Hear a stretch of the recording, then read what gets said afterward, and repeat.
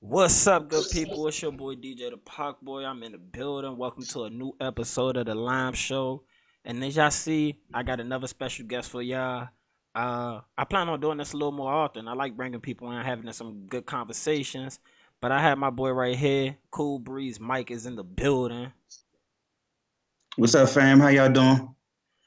Yeah, it's nice to have you. I mean, for people who don't know, this is my cousin. Yeah, so it seemed like I'm making everything a family affair with this, but that's cool because I got some good people to have some great conversations with. Uh, Something I wanted to start off the day was remaining humble. Remaining humble is a really tough task for a lot of people, especially myself. I feel like I'm a really cocky individual, and I wear that on my sleeve a lot of times. And remaining humble is a really hard thing to do. But when you're not humble and you lose, you fall off, you do anything people don't like, they're gonna make sure to throw that back in your face. So my word of the day is try to remain humble. I know staying humble is a really hard task, as we see plenty of people in front of us do. For instance, as our girl Sha'Carri Richardson. I don't know if y'all paid attention or watched the race, but she finished in last place in her first race since her suspension. And of course, the internet had a field day with her. Uh, Personally, I believe she put herself in that situation. A lot of people probably won't agree with that. They say that she should be in a protected class, and I don't believe anybody should be in a protected class. If we believe in equality, as long as we have the same footing to start from, everybody should be in the same ballpark. Everybody should get the same ridicule. You have any takes on this? How do you feel about the Sha'Carri Richardson situation? Jordan Peterson. He says it all the time. The equality of opportunity is not the equality of outcome. Just because you get a chance don't mean you are guaranteed to succeed. Most men understand that because if you don't succeed by any means necessary, whether you're legal or illegal, you will be out on the streets. Which is something I agree with. You will be on your ass if we're playing on the basis of equality.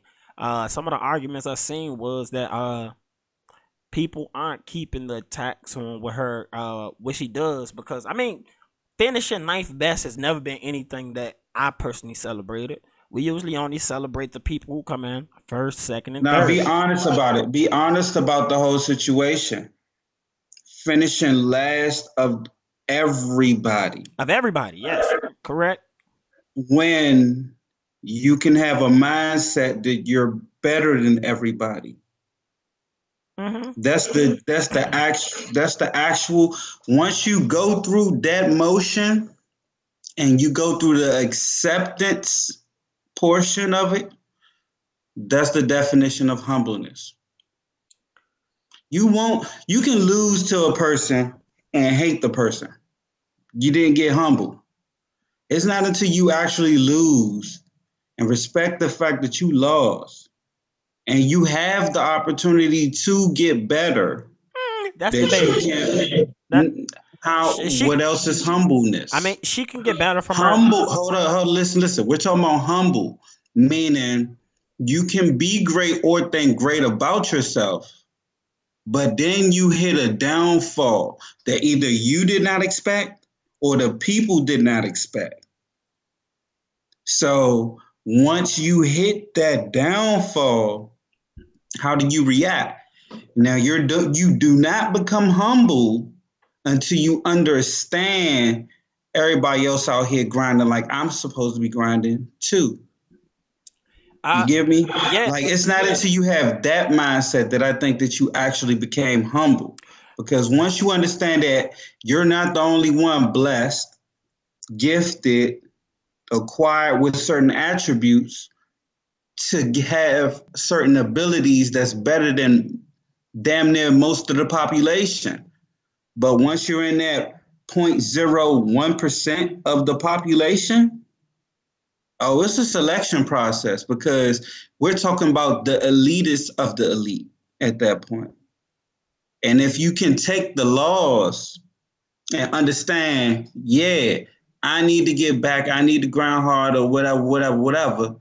I understand everybody else's effort, abilities, and dedication to it.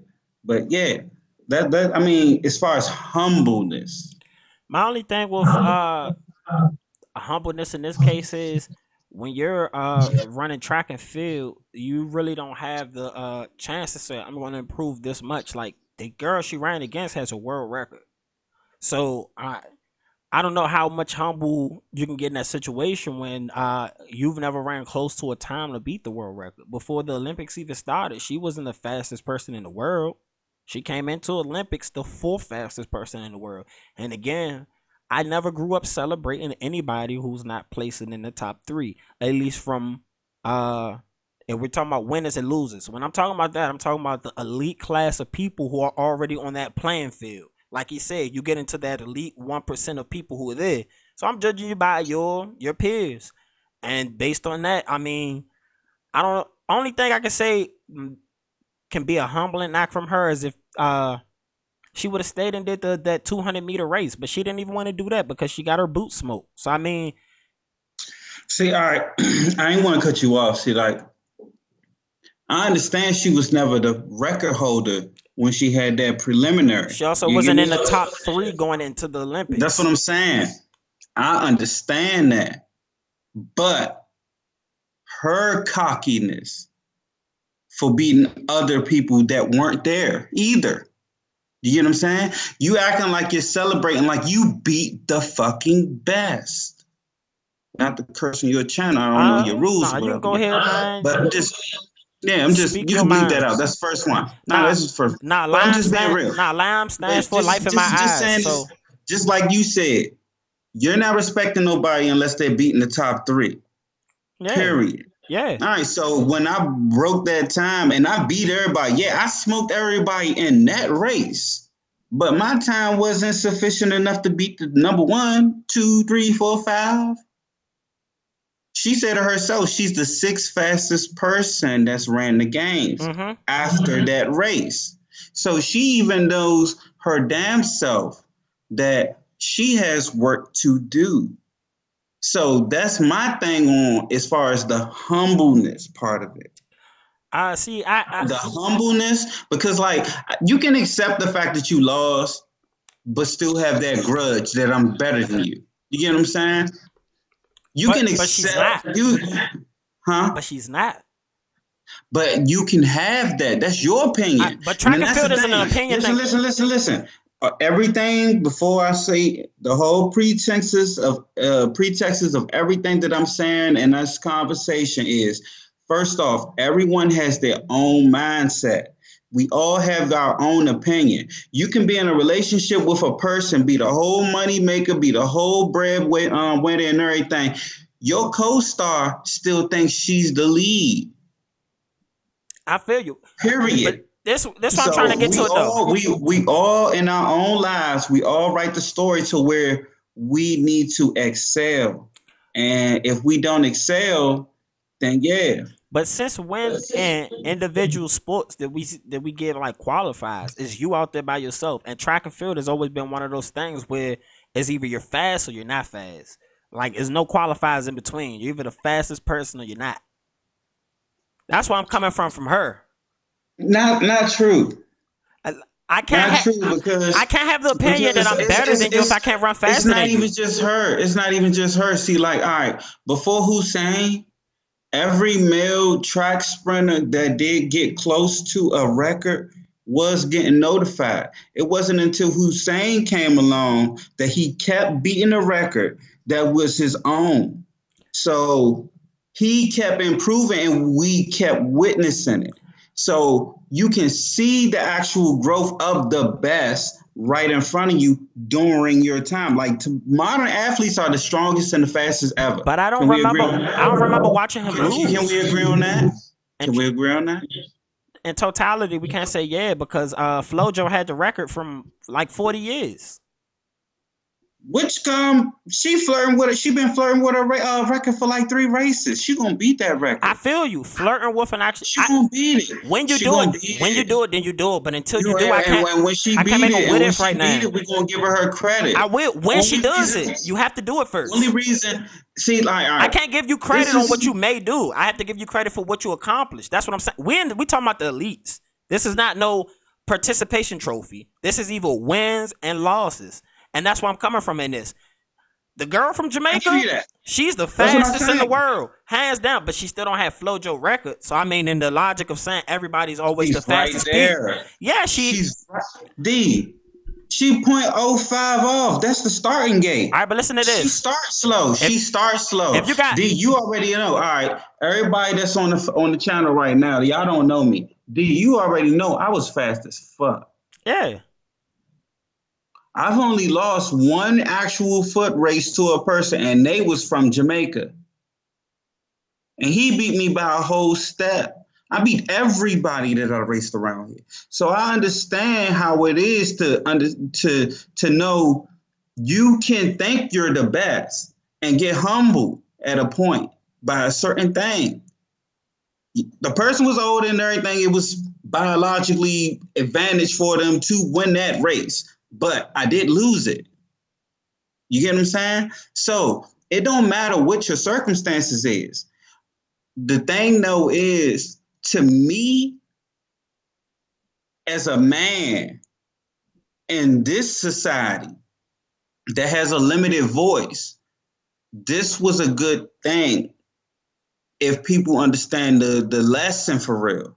Because the actual lesson with the Sha'Carri thing, don't get me wrong, I'm not rooting against her. I want her to succeed. I'm not rooting against nobody to be a failure. Why would I want failures out here? You don't want failures. Because the more competition you are, the more competition I need to be. That's supposed to be how life is. It's not supposed to be a victim Olympics to the point where I need all the help and I need all your support because I don't want you to believe in none of these other people because they are great. But I feel like that's what the conversation's turned to. It's turned to a victim Olympics. Like, you can't talk bad about Sha'Carri because she's still 9th fastest from that race. Like, she's faster than all of you. And that's not how I'm going to view it. I can call somebody in the NBA garbage, but I'm comparing their garbageness compared to other NBA players. I would never call an NBA player garbage and say that I'm better than them because I'm not on that level. I'm not in that elite club. And that's my thing. You either in that club, and when you get in that club, there's no more excuses. Because now it's kind of even playing field then. You already overcame any of the bullshit to put you on in that competition. A thing for her that I also feel like hurts her is that you come out from your last race and it was just a pitiful outing. You know, to have that outing really sets her back so much because in one of my previous shows, I was explaining to my audience that perception goes further than reality in the age of social media. So many cases. Everybody had the perception of Sha'Carri being the fastest person, and the marijuana thing cheated her, which, again, I had a problem with the marijuana suspension because it's a world event. Everybody has the same rules in the world. And y'all keep saying, look at America, drug laws being racist. In the world, if you go to certain countries and you try to smoke weed, your ass is grass, literally. It's not legal in most of the states. No, it's not legal. We're talking about a worldwide thing, though. Even here, no. We got to be real. So it's not even in America that majority of the places that you're residing in or visit that you can partake in that activity that I am right now. I'm fortunate to be somewhere where it is actually legal. But at the same time, it's not about that.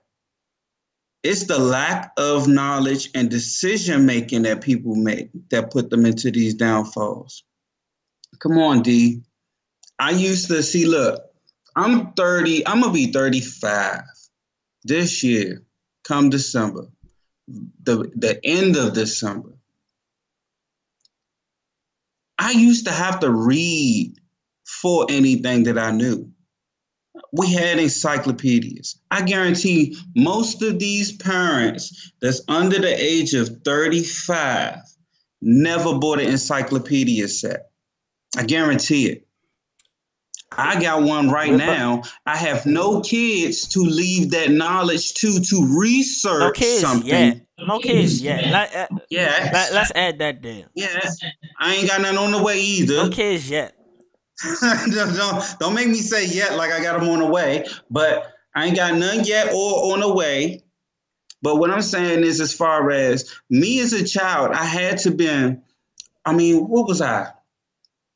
10 years old, 11 years old, and I had a book report on Honduras to where you either had to go to a library to get the information, or you had to have an encyclopedia in your house, which I was fortunate enough to have one. I had to have one too, because I definitely didn't have like internet You get access what at I'm my main saying? home. But that's what I'm saying. The internet, and don't get me wrong, I'm not going to quote all the years and all of that shit because I am a part of the community, but I don't know all of the exact years because actually it was a lot of people influential on the internet, and a lot of them did not get credit because a lot of them quote unquote came from black inventions.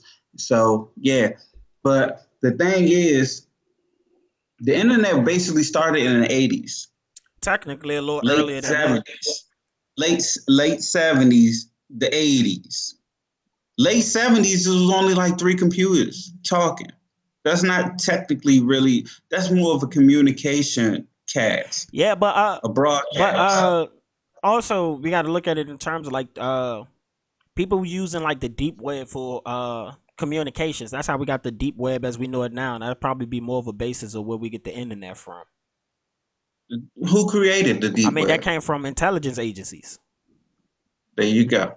But I'm saying we have access to it now. So that, I mean, like Wi-Fi. We had access to it for like the past what, 9 years, 10 Wi-Fi's been years. around for like since the 40s. People been on the deep web.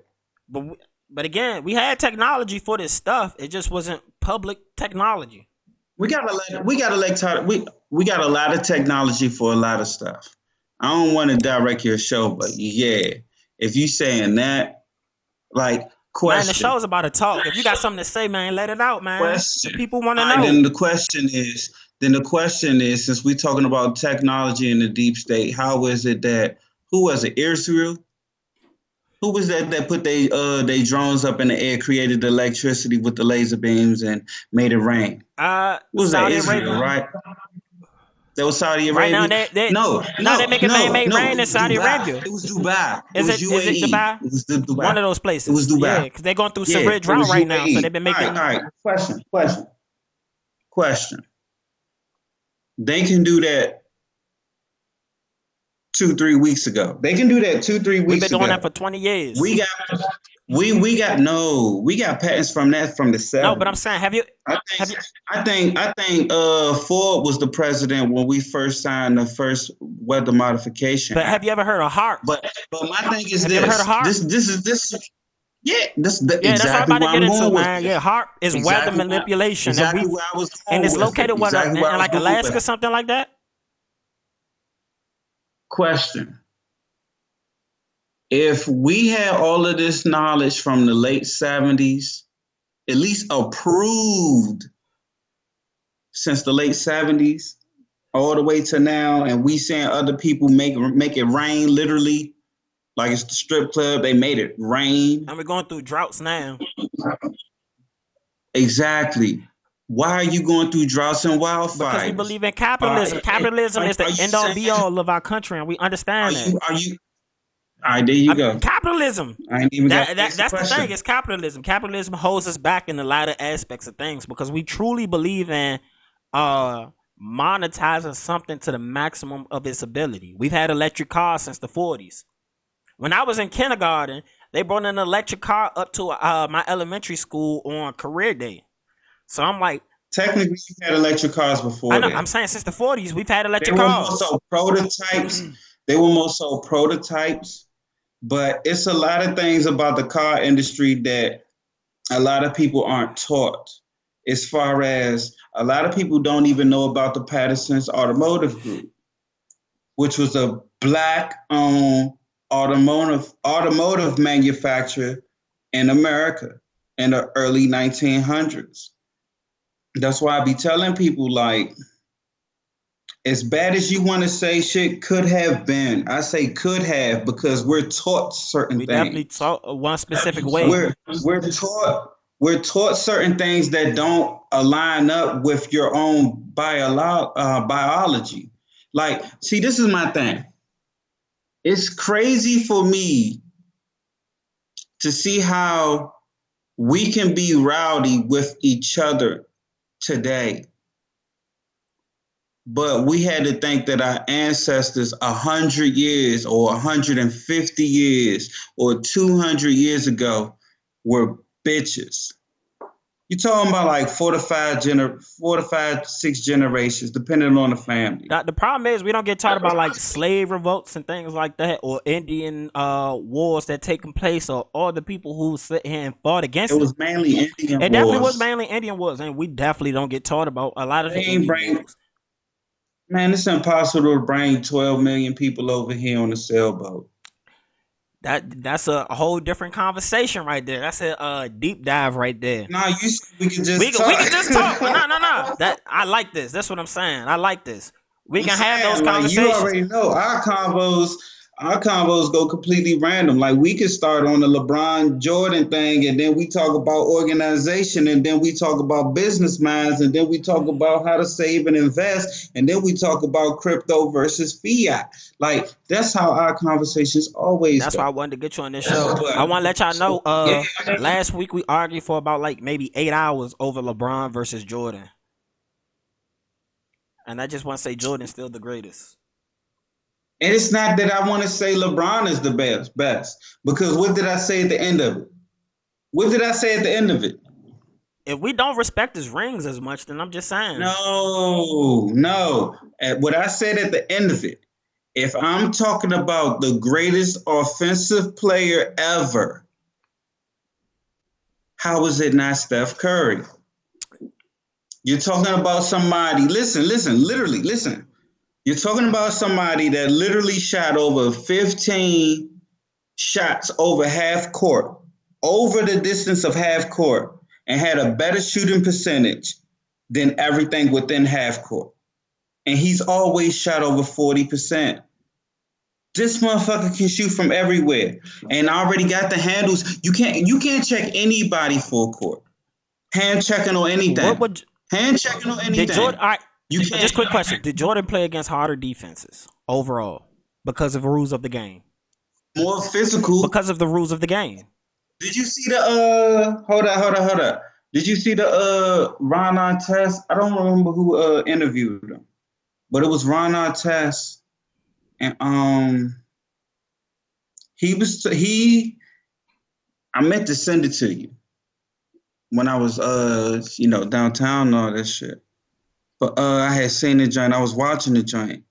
And he was basically saying he didn't appreciate how good Scottie. Remember who Ron Artest is? Malice in the Palace. I know who Ron Artest is, you know. Ron Artest was on trajectory before Malice in the Palace to be one of those guys. And he said himself, he didn't realize how good Scottie Pippen was until Jordan had left. Listen to his interview. Listen. I'm never taken away from Scottie Pippen. And look, the Jordan, LeBron thing, we got to get into that later because we'll be on that forever. We get into that. We'll be on that forever, as we shown last week. Right, but yeah, man, like as you were saying, we definitely did not come off all them slave ships here in America. They teaching. See, look, I'm a proponent of homeschooling. I don't know who's going to see all of this. I don't got no kids yet, but I work night shift. By the time by the time I had kids, I'm going to have my little second job during the daytime, working remotely, doing computer work and all of that stuff. Plus, I work on cars. Plus, I garden. Plus, I'm a whole ass handyman. I'm trying to get my land so that I can build and show the kids how to actually live a life that's free. All right, Mike, you got to show them that you're a left handyman right now. You got the cast in the view. Yeah, I do got the little fucked up hand right now. But nah, yeah, man, I feel you on that because I've been looking at some land too. I want to get some. I definitely need my own waterway when it comes to the land that I want to purchase as well. See, like, don't get me wrong. I'm looking to purchase something. It's better down south. You don't want to be around the cities though. To be real, you don't want to be around the cities. Like the whole point of land for real, like if you're getting land for land, like we're fortunate. We already have access to the city. So if anybody needed to be around the city or whatever, we got people or whatever that we can at least, yo, let me stay for a couple days, whatever, or this or that. You can have your land away and live. And like I'm talking about, see, this is one of my plans. I've been looking at like YouTube channels and algorithms and all that stuff. It's like a lot of people that's pro Second Amendment that's all on the YouTube that's very heavy. So I've been looking up the laws as far as like the permissions or the permissions that you would need to be able to like fire your weapon on your land. And from everything that I've been looking at, it's like you need to have at least land 150 yards away from any building or structure. So I'm looking at about like 40 acres ish, maybe 30, 35, depending on the layout and what's around you. And like the thing that I'm thinking about is one, you got land for food. You got food.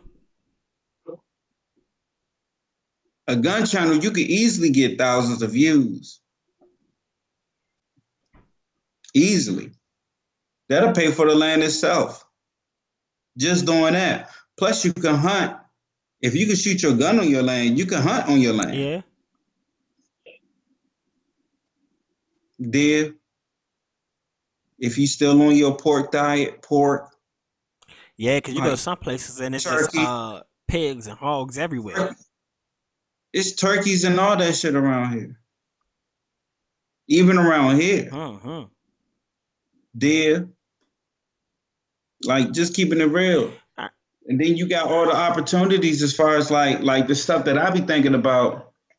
Of course, my gardening, I want to get into a farming business and all that shit. People be sleeping on farmers. There's a lot of millionaire farmers. And watch when everything crash, who gonna struggle to feed themselves? It's gonna be people out there struggling. Like it's gonna be tough. So I got some questions for you. All I need is people to be with the land with me, to till the land with me and protect it with me, because that's gonna be valuable. I'm gonna have to defend it. You got like the whole world in Safeway ain't got no more foods. Whole Food ain't got no more vegetables. There are restaurants closing down because of food shortages. Bars. But you looking for everything. I don't know if people have been paying attention to that, but there have been a handful of restaurants starting to shut down, not because of Corona, not because of the pandemic, but because of food shortages. No, because of the food shortage. They are coming. It's coming this it's coming in October. It's definitely kicking in the hot gear. We didn't talk about that also. But speaking on land, how do you feel about what's going on in Afghanistan? Because land is So the Taliban has now taken back Afghanistan. First off, to be honest about it, nobody was going to have a successful transition with that unless they actually talk to the Taliban leadership. So we back. We were talking about Afghanistan. For the people who don't know what's going on in Afghanistan, first of all, we illegally invaded a country off false pretense under George Bush. Under Barack Obama, we continued the lies. Under Donald Trump, he made the initiative to try and get us out of the country, even after he continued his lies about what was going on in the country. And then we get Joe Biden, who... the video that leaked definitely made America look weak militarily. even if we had withdrawal dates and all of that. Personally, as an American, because this is my country, with all the bullshit that goes on in America, America still offers the best deal on the word in the world, in my opinion. Everybody can have a difference of opinions, but I don't like America looking weak militarily. I know some soldiers, and they felt the way with the videos and the way that things came out. Now, we did not need to be in Afghanistan, and I would like to state that 1,000,001 times. We did not need to be in Afghanistan. That was 20 years ago, though. What about all the lives? We've been lying since then. That's what I'm saying. We didn't need to be in Afghanistan 20 years ago. That's what I was trying to say. Like, the whole thing about the Afghanistan situation is it was a horrible chess move. You basically created the tsunami effect, to where, remember how the tsunami happened? It was a big effect underground. It was about I think it was like 500 miles. 500 miles? Or, I don't know for sure. It was a long amount of land that shifted up by like a lot of feet. And that's what created the tsunami. But the thing is that you got to think about, that effect pushed all that water to a direction. The water has to recede back, because the truth is, it's impossible unless you completely wipe out a country to change a country. And that's the truth. Look at America. Keeping it real. Look at America. Nah, what America did was different, which is kind of worse, because that's why it's a lot of people out here with PTSD and all fucked up. But technically, they did not kill off the whole country. That's what I'm saying. They lied to the whole country, and they got us all crazy, thinking that half of us is African, but not half of us. They thinking 20% of us is African Americans, when you never got brought over here by no damn boat, because it was physically impossible, because sail ships didn't happen. Steamships didn't happen until the 1800s. And we have photos of those. So if it was 400 years of slavery, you're talking about damn near 280 years of what? Sailboats bringing niggas over here, which is foolish. Especially for the length of commute, the required materials needed to put on your boat.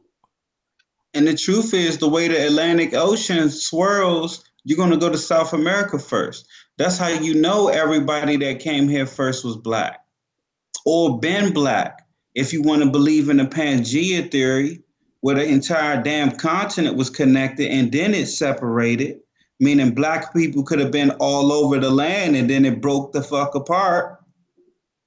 Black people everywhere. There you go. Why you gotta believe that black people had to been broke? This big ass pot. If you was to just think of North and South America, the size of the two continents, nobody was here. I mean, it was. The Aztecs was here, but all of them died. All of them died. They're probably. Or was this? There's probably some legacy of them somewhere in the. Their legacy is all over the damn world. I'm saying probably, we still have regions of the world that we can't even travel to. Just in, like, for instance, inside the Amazon River, they have known tribes that they restrict people from going into those areas because they tend to try to kill people off. So as you try, it's a reason they would do that. I mean, because historically they know what happens when outsiders come. If historically I done seen all the tribes around us that used to speak a certain language get wiped out and taken over, and now I'm seeing mechanicalized machinery bulldozing the trees all over us, like, everything is everybody's view. That's the whole thing. Just like porn. You ever heard of POV, point of view? It's your point of view. It's that. It's your point of view. How did you see this circumstance? You get what I'm saying?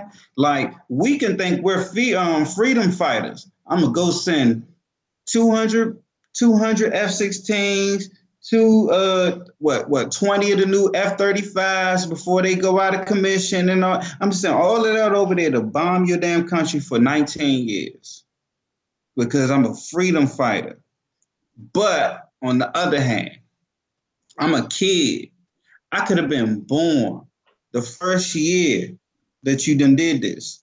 Mom's done birthed me out. So I'm a baby. Y'all already bombing us. All the way till I'm 18 to 19 years old, y'all been bombing us this whole time, and now y'all left. Even if I'm not Taliban, I would celebrate. Do you understand Depends. that? Now, in that case, it would depend. Now, if I was okay, let me put it in perspective like this: when the Taliban did run the country, there were people inside the country opposed to the Taliban. They don't have to like America to be opposed to the Taliban rule. Because there are probably some Muslims over in the country who are not. Most of the Taliban rule is basically what they consider is what the Wahhabism. I don't know the difference. It's Wahhabism. It's the extremist sects of Muslims. Yeah. All right. So yeah, it's the extremist shit. But at the same time, what they from what I heard from even the damn it was either CNN or MSNBC. So I was surprised to even hear them say this shit.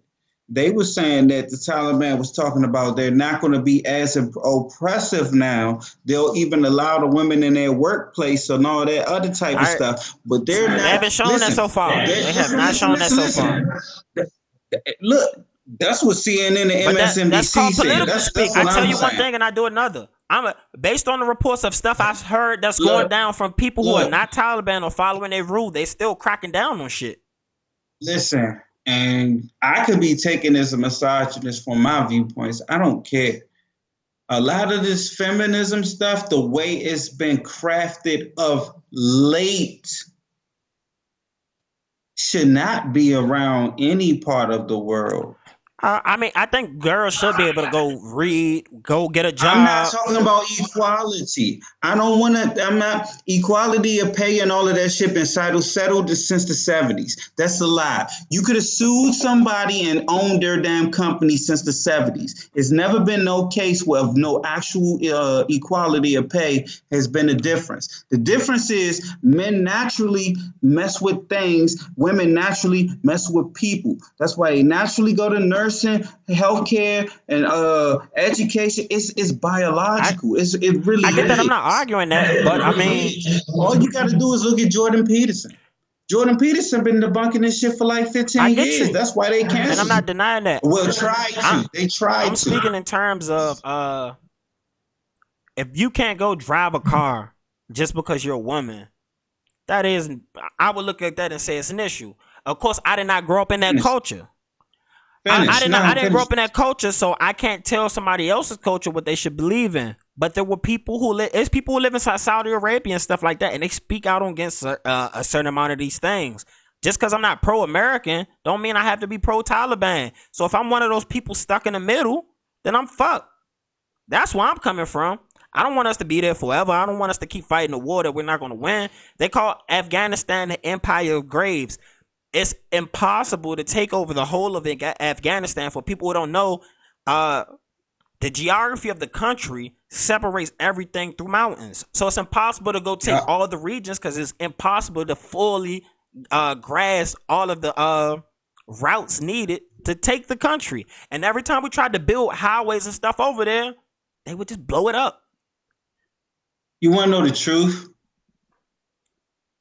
You want to know the truth? I'm listening. The whole world is in the chess game, right? Mm-hmm. The whole world is in the chess game. You got America and Europe and all their allies, aka NATO. Mm-hmm. The biggest divide in NATO of lately was when Trump was in office, because he was like, we're not going to keep paying for all the military operations. Which he's correct about. As an American, we shouldn't. Okay. All right, there you go. Okay. But he acknowledged the allegiance, correct? He did. All right. So that's the whole thing. So you basically got NATO. Everything that basically is going to be led by the U.S. because if I'm going to be the security guard, I'm a lead. If y'all all expecting me to be the security guard and pay the bill, I'ma lead this Correct. shit. I don't care what you Correct. say. I'ma lead. I 100% feel that. All right, and I understand that, and I understand that. I'm just saying, I understand the chess game. I'm talking about the chess game. All right, so the chess game is I'm the bully. I got the muscle. I'ma lead. You still got China and Russia. You still got North Korea, Taiwan. And then you still got all the African nations that don't want to comply, but they want to take over. Correct? Mm-hmm. All right. And not even just the African, because some of the South American too, because all of them ain't complying and yeah, they want to get that shit too. So I'm already here. It's a whole chess game. If you're one of my allies and we're doing banking with you, if you don't do this policy or if you don't follow in line with this, that's what the sanctions is. Mm-hmm. Oh, we're gonna cut this from your shit. It is. Because we run it. We run the security. Now you're gonna be at risk of this. Now you're gonna be at risk of that. Oh, we got the healthcare, we got the logistics. Now you're gonna be at risk of that. The whole chess game and the whole board is so many countries that's really, especially right now with this virus that they created. Sorry if I said it, but they did. Every day you want to get closer to telling us the truth, but I knew that shit last year. You created it. Be real. I mean, based on reports, the Barack Obama administration shut it down. Fauci waited till Trump got in office, and he took the contract over to Wuhan. So we were doing gain of function this specifically. Research. And that is gain of function research on coronavirus in Wuhan. Which is true. And they magically got released by quote unquote 2 employees. It don't even matter how it got released. You were doing the study. What is the whole damn point of trying to sicken the whole, not even the whole population? Because it seems more like a biological virus. Or something that used to be or was attempted to be directed virus. Mm-hmm. Because why else would you create a virus that's supposed to mess with a population? You got to direct it to a population. Even if it was a virus that was pro-American and you wanted to kill everybody else in the whole damn world, that's why you studied it. Just in case you had to release it. You have to know certain things about all of the Americans that's different than everybody else from the whole world to make us more, not at risk of it. You get what I'm saying? Like, what is your whole intent of even doing this? It's all biological warfare. It's always death on your mind. I mean, we also know human behavior. And historical human behavior. Is that human behavior? Okay, let's look at it like this. Genghis Khan, who's a historical figure from a long time ago. He was still Mongoloid, but right? He was the first person to use biological warfare in war. That's how he was able to dominate. People usually try to dominate. And if historically I know this is something that helped me dominate, people take advantage of it. That's like when World War I came around and all those weapons for the first time came in use. That shit opened up niggas' eyes. Like, damn, this like machine guns for the first time, mustard gas for the first time. To kill these people. That's what it became. So now that's also the race that we in now. Like that's the same thing with the atomic bomb. But not even the atomic bomb. The Moab, mother of all bombs that we dropped in Afghanistan. That's the biggest non-nuclear weapon ever dropped. Yeah, that motherfucker cleared shit out. Nah, that it ain't kill as many people as they were targeting. They were targeting caves. They wasn't targeting just to kill people. They were trying to destroy infrastructure. Listen. Moab though. See, I don't know the numbers. I don't know the actual numbers, but I know they killed a lot of Afghani citizens, Iraqi citizens. Oh yeah. You know, people was gonna be collateral damage. Most of the people killed were citizens. They were all innocent. I mean, since that's one of the things. Since the war criminal George Bush has left office, we've increased the amount of citizens that we kill. Obama ramped it up. I'm saying since the war criminal George Bush, because he's a war criminal, since he's left office, we've only made it worse. All right, if I snatch Call of Duty out your hand and I get more kills than you in 5 minutes, that's not my fault. I mean, one's a video game, I mean, one's somebody real life. It's not my fault. It's just I'm better than you at this. That's what I mean. It's not my fault. I'm just better than you at this. You get what I'm saying? Like if I snatch you up off the joysticks and I get a whole high score, and then the next 4 years I get a higher score, and I advance to other areas, and you like, damn, motherfucker, I couldn't do that shit. Statistically speaking, I won't say Barack Obama was better at droning people. They just droned more people. 9 out of 10 of the people they hit were the wrong targets. If 90% of the time I hit the wrong target, that don't mean I got the highest score. That just mean I'm shooting more. Listen, I'm saying you're better at it because of the fact of I'm speaking from the manipulation of the public's mind. Like most people don't even want to acknowledge most of the stuff that we're saying right now. It's funny. Everything that I'm saying right now is funny to me because the regular person could get mad. Oh, don't talk about Obama. Nah, I'm talking about him because he killed more people than George Bush, and you hated George Bush. Plus, he started actually more, I'm gonna say, campaigns. He did. But if you actually look at the word campaign, it actually means war. So there you went go. From 2 to 7. We went from 2 to 7. Exactly. We ran out of bombs in Libya. I mean, in Syria. We ran out of bombs in Syria. They dropped so many bombs. We didn't run out of bombs nowhere. We just, it's hard to approve certain things for certain areas. This is what I mean by running out of it. They had an allocated amount of bombs that was supposed to be designated for that campaign, like you said, in that time frame. The budget is always meant to grow the military. It's not meant to fund a certain location without further congressional approval. As far as like how I've been looking at the stuff, like from how I've been looking at the stuff, every year the military budget go up. So if we're in these areas, you should never need money, but you always need money because you're always trying to advance somewhere else. That's the whole thing.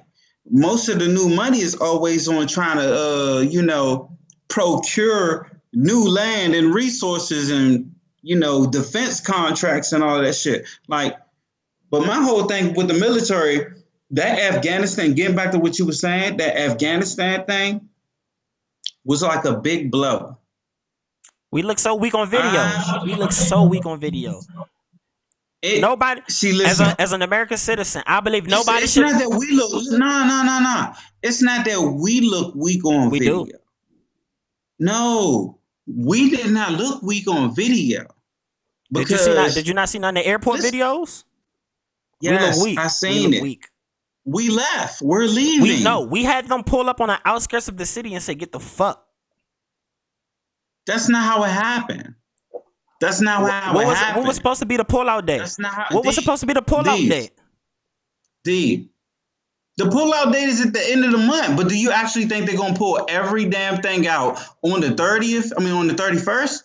Do you actually think that they're gonna pull out a whole brigade of everybody from one airport at one day? It's not a just logistically. How long has this plan been in motion though? They didn't come up with the plan 2 months ago. This has been something in motion for over a year.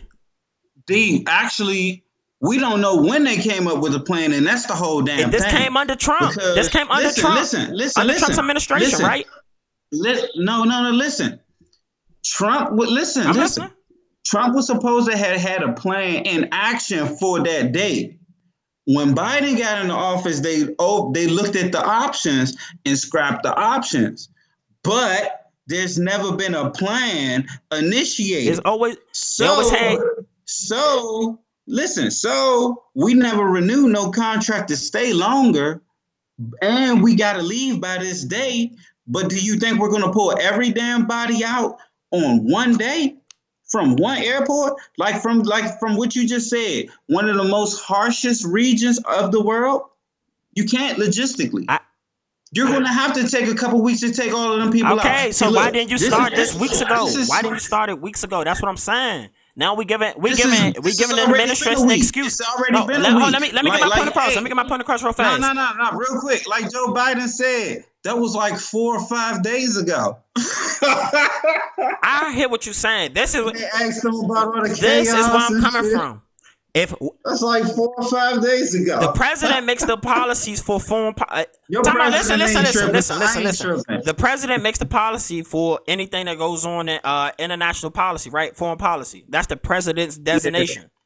So if he decided for us to pull out at this time, we look insubordinate that people already wasn't making plans, so we won't look on video look bad in any way.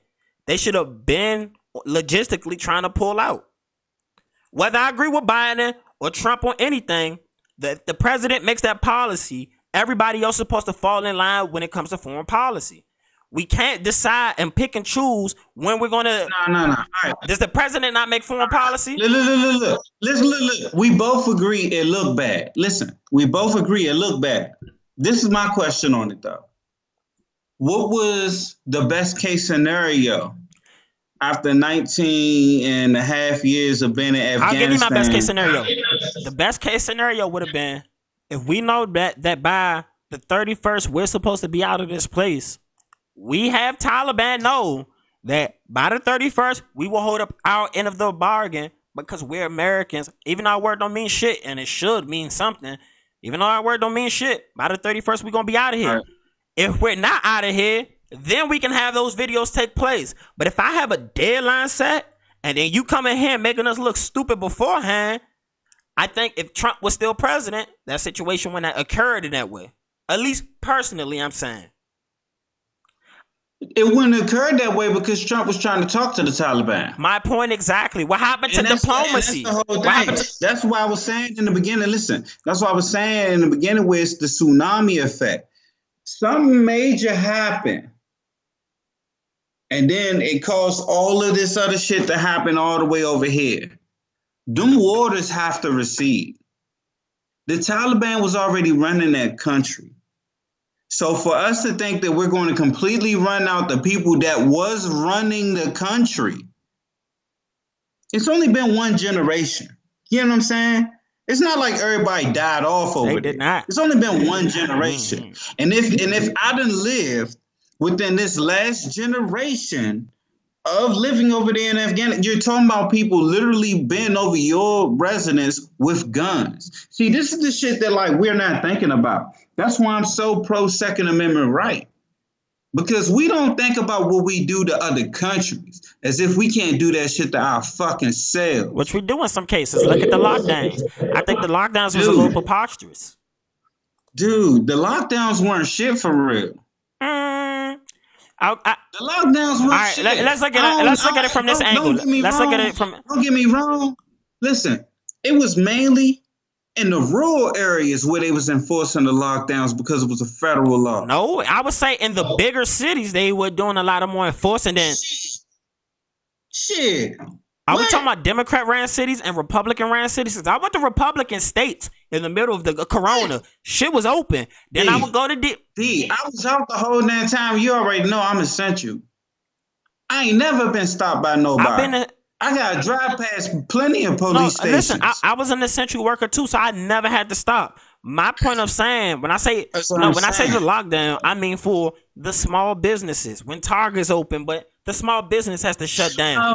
No. Lockdown. You're talking about the lockdown from a business aspect. I'm talking about it from a rights aspect. I am a business owner. I'm a business owner, Mike. If you want to talk about business, the people that got screwed the most is the landlords. I was going to get to that as another example. That's another group of people that got screwed the most is the landlords because you literally made it to where nobody had to pay rent for like 19 months. And BlackRock buying up everything. It's not BlackRock. They're one of the companies buying a lot of properties. It's not BlackRock. I could pull it up. You want to know? No. I already know about that development. The truth is that development where they had them like 132 houses in Dallas. It was like it was in Texas. I already know about that. And they do have other property ventures. Most of those were already in contract by 2019. That whole development was already under contract by them. Just keeping it real. But my thing is, BlackRock ain't what you need to worry about. It's China. It's like No. If you look at that, foreign companies not even buying into this high as real estate market right now because their numbers of purchases have been dropping off. Like I've been looking at this shit because I'm trying to figure out when this shit gonna fucking crash so I can buy up my 40 acres in a goddamn tractor truck. I don't want to crash because I want to kind of be fucked up. But I've been waiting for this. I don't have the money or access to play last time. They guaranteed it. They didn't. How much? What they created? Almost $6 trillion in the past year and a half. Inflation been kicking ass. Inflation definitely been kicking ass for people who have been. I talked about that last episode. I haven't took no economist class, but I'm no dummy with money. If I got money and you don't got money, I'm good. Now, if you just create all of this money, and I did not get none of that money, it's a lot of people's money that just changed. Mm-hmm. I'm smart enough to know that. You get what I'm saying? Mm-hmm. Why is it that Hennessy, I don't know his name, the richest dude in the world, the dude that owned Hennessy. Net worth grew like $40 billion in a year. Look at all of the shit they got bought, though. It was all liquor. People was in the house getting drunk because there wasn't shit else to do. And luxury items. Because they giving out goddamn money. Well, if I ain't got shit else to do, I might as well go ahead and spend this. I ain't going to pay it on my rent. Now, for the people who didn't do that, I mean... Listen. And this is what I've been telling people. I've been like, look, the thing is, you got to think about it from a landlord's perspective. To where if you don't pay nothing, you could at least organize it to where it be like, yo, I lost my job, but I know I'll get this. I'm getting this. I can pay you this. You get what I'm saying? Mm-hmm. At least you're trying. You got certain landlords, like, I'm not talking about like a landlord that got one tenant. I'm talking about like a landlord that got like 8, 9, 10, or a property manager that got like 50 to 100 something units. Mm-hmm. If all of those people don't want to do nothing, I'm gonna look at all of y'all like y'all all got to get the fuck out. You get what I'm saying? Versus if it was like 15, 20, or 30 people that was like, yo, I'm not getting this, but I can give you this. At least when this eviction moratorium come up, I think about you and be like, look, you did give me something. The government dragging their goddamn feet. They ain't giving the landlords enough money. You already know I'm in the landlord business. At all. They not giving the landlords enough money, period. Period. But you know, a perspective that I did hear, and again, I won't knock anybody for taking advantage of the system because if you're smart, you take advantage of any system that you can. I mean, don't get me wrong. But, it was a renter who talked. It was a renter who was talking. They said they've been since they can't get kicked out their home and the place they lived, and they hated the place they lived anyway. They said this whole time they just been stacking up money for the next place to live. So if you was a renter and you weren't paying no rent and you just been actually saving your money, you've been putting yourself in a smart position. And as a renter in that case, I'm not mad at you. I feel sorry for the landlords, but the government put the landlords in that position. I'm not going to blame a renter in that situation for taking advantage of the situation. You want to know what else is happening now because of that? Mm-hmm. Because a lot of landlords know that a lot of people did not pay their landlords. That's why they have to leave their properties right now to look for a new property. Have you looked at apartments lately? Most apartments they want at least 3 months up front, plus the security deposit. Or I was looking down south. 6 months. Listen. I'm telling you, they want at least 3. Or maybe 6, because we know you ain't been paying the motherfucker. That's why you gotta leave. If you come in here, you paying up front. Because if I'm gonna have problems with your ass, at least I know I got my money up front. That plus the fact that rent has already went up 7% last month. In damn near every location in the state, in the whole United States. It's actually cheaper right now in most places to buy a place. But the other aspect right now is houses cost so damn much that the banks ain't giving out as many loans. Even though the rates at rock bottom, you gotta have great ass fucking credit to qualify. Which one day, I mean, to cut you out, one day I'm definitely going to do an episode for people just talking about, like, the credit shit that I've learned in, like, the past year and a half. This shit is fucked that has up. shot my credit through the roof. You know what I'm saying? So I definitely going to share some tips on that on a whole different episode. This shit is fucked up out here. Yeah. The fact that people who have not been taking advantage of these situations, it's going to be fucked up for them. Like, don't get me wrong. I can understand. Listen. It's two ways I would have operated done under this thing. Like if I was a renter, I would have either not paid you nothing or whatever. I mean, I ain't gonna say I would have not paid you nothing. I'd have gave you something. I'd have gave you something as a landlord, especially if I knew I needed to be at that place still, because I would have enough foresight to know that eventually this shit is going to go up in price. You're not going to keep making money out of nowhere, giving people money for nothing, not even going to work. You're giving people not even going to work. Then plus the fact that you're going to, okay, I'm going to just go ahead and let all of this stuff available to you, all of these benefits as far as like student loan, forbearance, for all of these, like I'm going to give you all of these benefits. And then once everything stops, think it's not going to be a cost. You get what I'm saying? Because whoever, all those bridges that you burn, like student loan, you already know you're going to have to pay that. Most people should have been paying their student loan debts because there was no interest on the loan. They gave them extensions on them, James, during this time too, so they pushed back payments. They gave damn near everybody extensions because if you went through the forbearance process, you qualify for almost a 40-year mortgage right now. But you know that? I mean, no, that's good information. You go ahead and elaborate on that for the people. I know if you're going to drop a gem, they're going to want to know it. If you would have went through the forbearance process after you would, if you'd have went through the forbearance process correctly, once you would have been done the forbearance process, you would have had all kind of options as far as like when you got to pay the whole check, doing monthlies at the end on the back end of the whole payment. Mm-hmm. Or you could have extended or refinanced your loan into a 40-year mortgage, which if you think about it is fucking crazy because if your credit score was amazing, you're talking about possibly something around 3% a 40-year loan. That's cheap as hell. And it's not so much about the payment. Like depending on how you work in your business and your money, you either want debt like that or you don't. But sometimes debt like that is a good debt. Yeah, I mean, it definitely can be. I mean, and learning how to manipulate your debts is important too, because all debt ain't bad debt.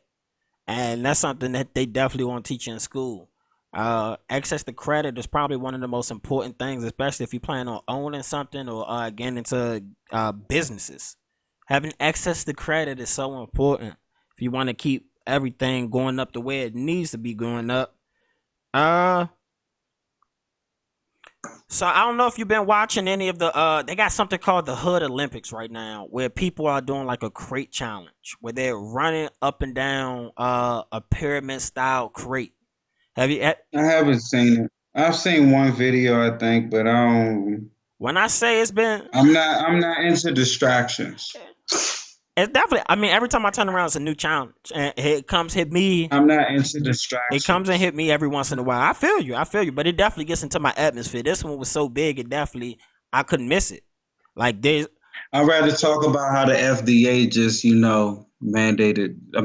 accepted and approved the vaccine. That's what my man went. He want to get into the more. All right, let's get into FDA approvals. Have you ever heard of a drug called ATZ?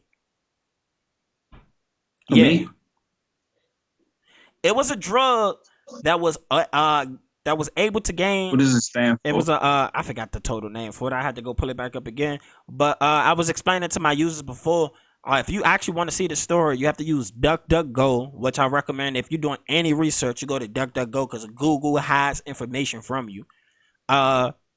But there was a drug that got approval for HIV/AIDS patients early on in like their epidemic that had started spreading in their community. Anthony Fauci was the head of this program when they were trying to get drugs rushed through. The drug ended up killing way more people than it hurt. Not to say that this vaccine will kill more people than it hurts, but anytime you explain one thing to me and you have to keep moving the goalpost for why I would need something, that's what makes me worry about it. When they say I can go get the shot for chicken pox are gone. Smallpox, you get the shot, it's gone. They say corona shot was supposed to make it go away.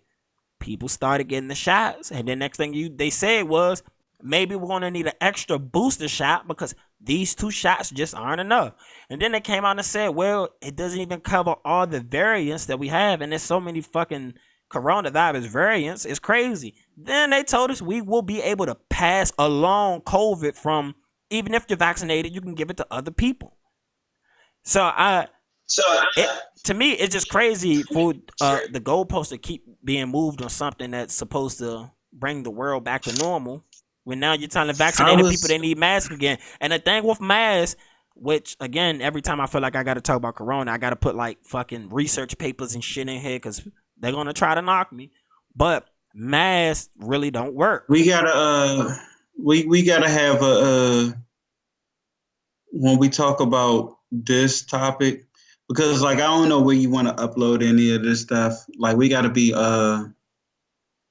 tone sensitive. So let's say I don't have to be tone. I own my own business, so even if this does not make it on you, if it can't be on YouTube, it can't be on Facebook, it can go on my site. That's the whole point of me owning my own websites, me owning and running my own businesses. Yeah, that's my whole thing. I like ownership. Nobody can tell me what I can't say. So you can smoke your weed and call them niggas. This is my whole thing with it. I thought it was all bullshit when I heard the story that somebody ate a bat in China and got the whole world sick. Like, the fuck? All right. One person ate a bat. No. Keep it real. They ran with this story for a while. Because it was supposed to have been somebody had ate some food from one of them goddamn province food from districts that was unsafe and all of that shit in Wuhan. Whatever. You ate an unclean bat and now you sneeze, I chew, and got the whole goddamn world sick. That shit sound retarded. Once I heard that story, I knew that they was up for something. Yeah. I knew. I was like, once I heard that, I was like, God damn, they created something else out here. But now I'm like, to be real though, they have had diseases break out from wet markets. So I mean, to say initially the wet market thing would be crazy. To be real, since no. Since to be real, because you said gain of function research, so you know about it, right? Yeah, I understand gain of function research, okay. But I also know that people can get sick from eating wet market food. Listen. If you know about gain of function research, look at how often gain of function research viruses get released in the public.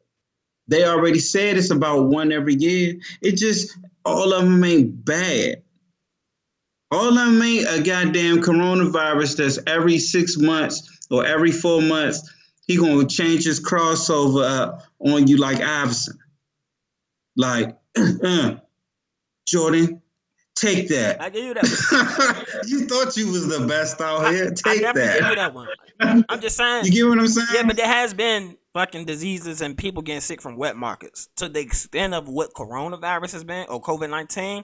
It's definitely not the same equivalency. It's definitely not the same equivalency. Because that'll be, if anything, that'll be a locale thing. That'll be something that's locality based. Like you may get at the most you may get your village sick.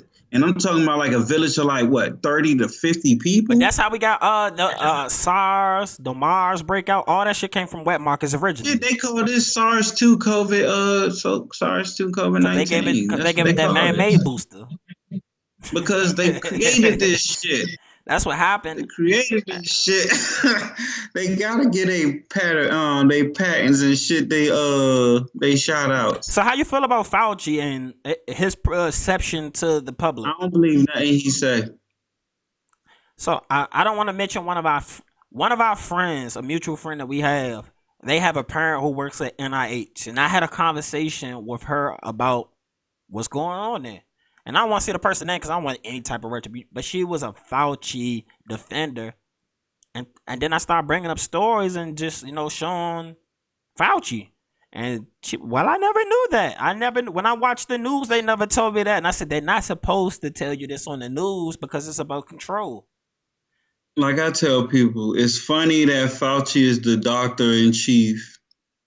It's funny that Johnson & Johnson, Moderna, and Pfizer, they all are like the vaccines in coordination for the public. And Johnson's always been a motherfucker. For them to Johnson got so many goddamn lawsuits that we don't even know nothing about because we don't want to look at shit with our smartphones. Johnson had baby powder, which was FDA approved, with talcum in it, and the talcum was known to cause cancer. They knew this for over almost 50 years. They knew this shit, and they said nothing about it. Tell them the rest of it. They used to tell a lot of women put the baby powder in their panties back in the day to keep it fresh. And you wonder why a lot of women had cervical cancer. Or even with black women and shampoo, they don't realize a lot of the chemicals they was putting on top of their head was leading to fibroids problems. Shampoo wasn't the worst problem with perms that. And shit. It was I'm saying the chemicals from the stuff that they put in their heads. It's perms, and they done instilled it into our women so much that this is the standard of beauty, that you gotta mutilate your own body some way that a other person don't have to, because their body is different. The fuck, we supposed to accept the differences of in each other. That's what I'm saying. That's why I was saying, you gotta accept people who they are at one point. That's the whole thing. Yeah. You trying to change people and all that bullshit, you gonna have too much work. You gonna get up off your own goddamn. It's just so funny. You like a callback for me, because that was literally 3 episodes ago I did. That was the name of the episode. You can't change people. You got to realize that some people are who they are. You have to want to change for yourself, and people don't realize that. They feel like somebody has to come and be they white knight and show them the way. Nah, if you don't go out here and get it, you're wasting your chance in America. Because there are roadblocks, but there are so many opportunities for you to make money and go get it. People just waiting for somebody to give them to them.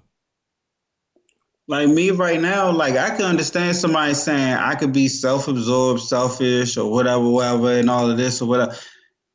I don't see that, but I can accept your opinion. That's your opinion.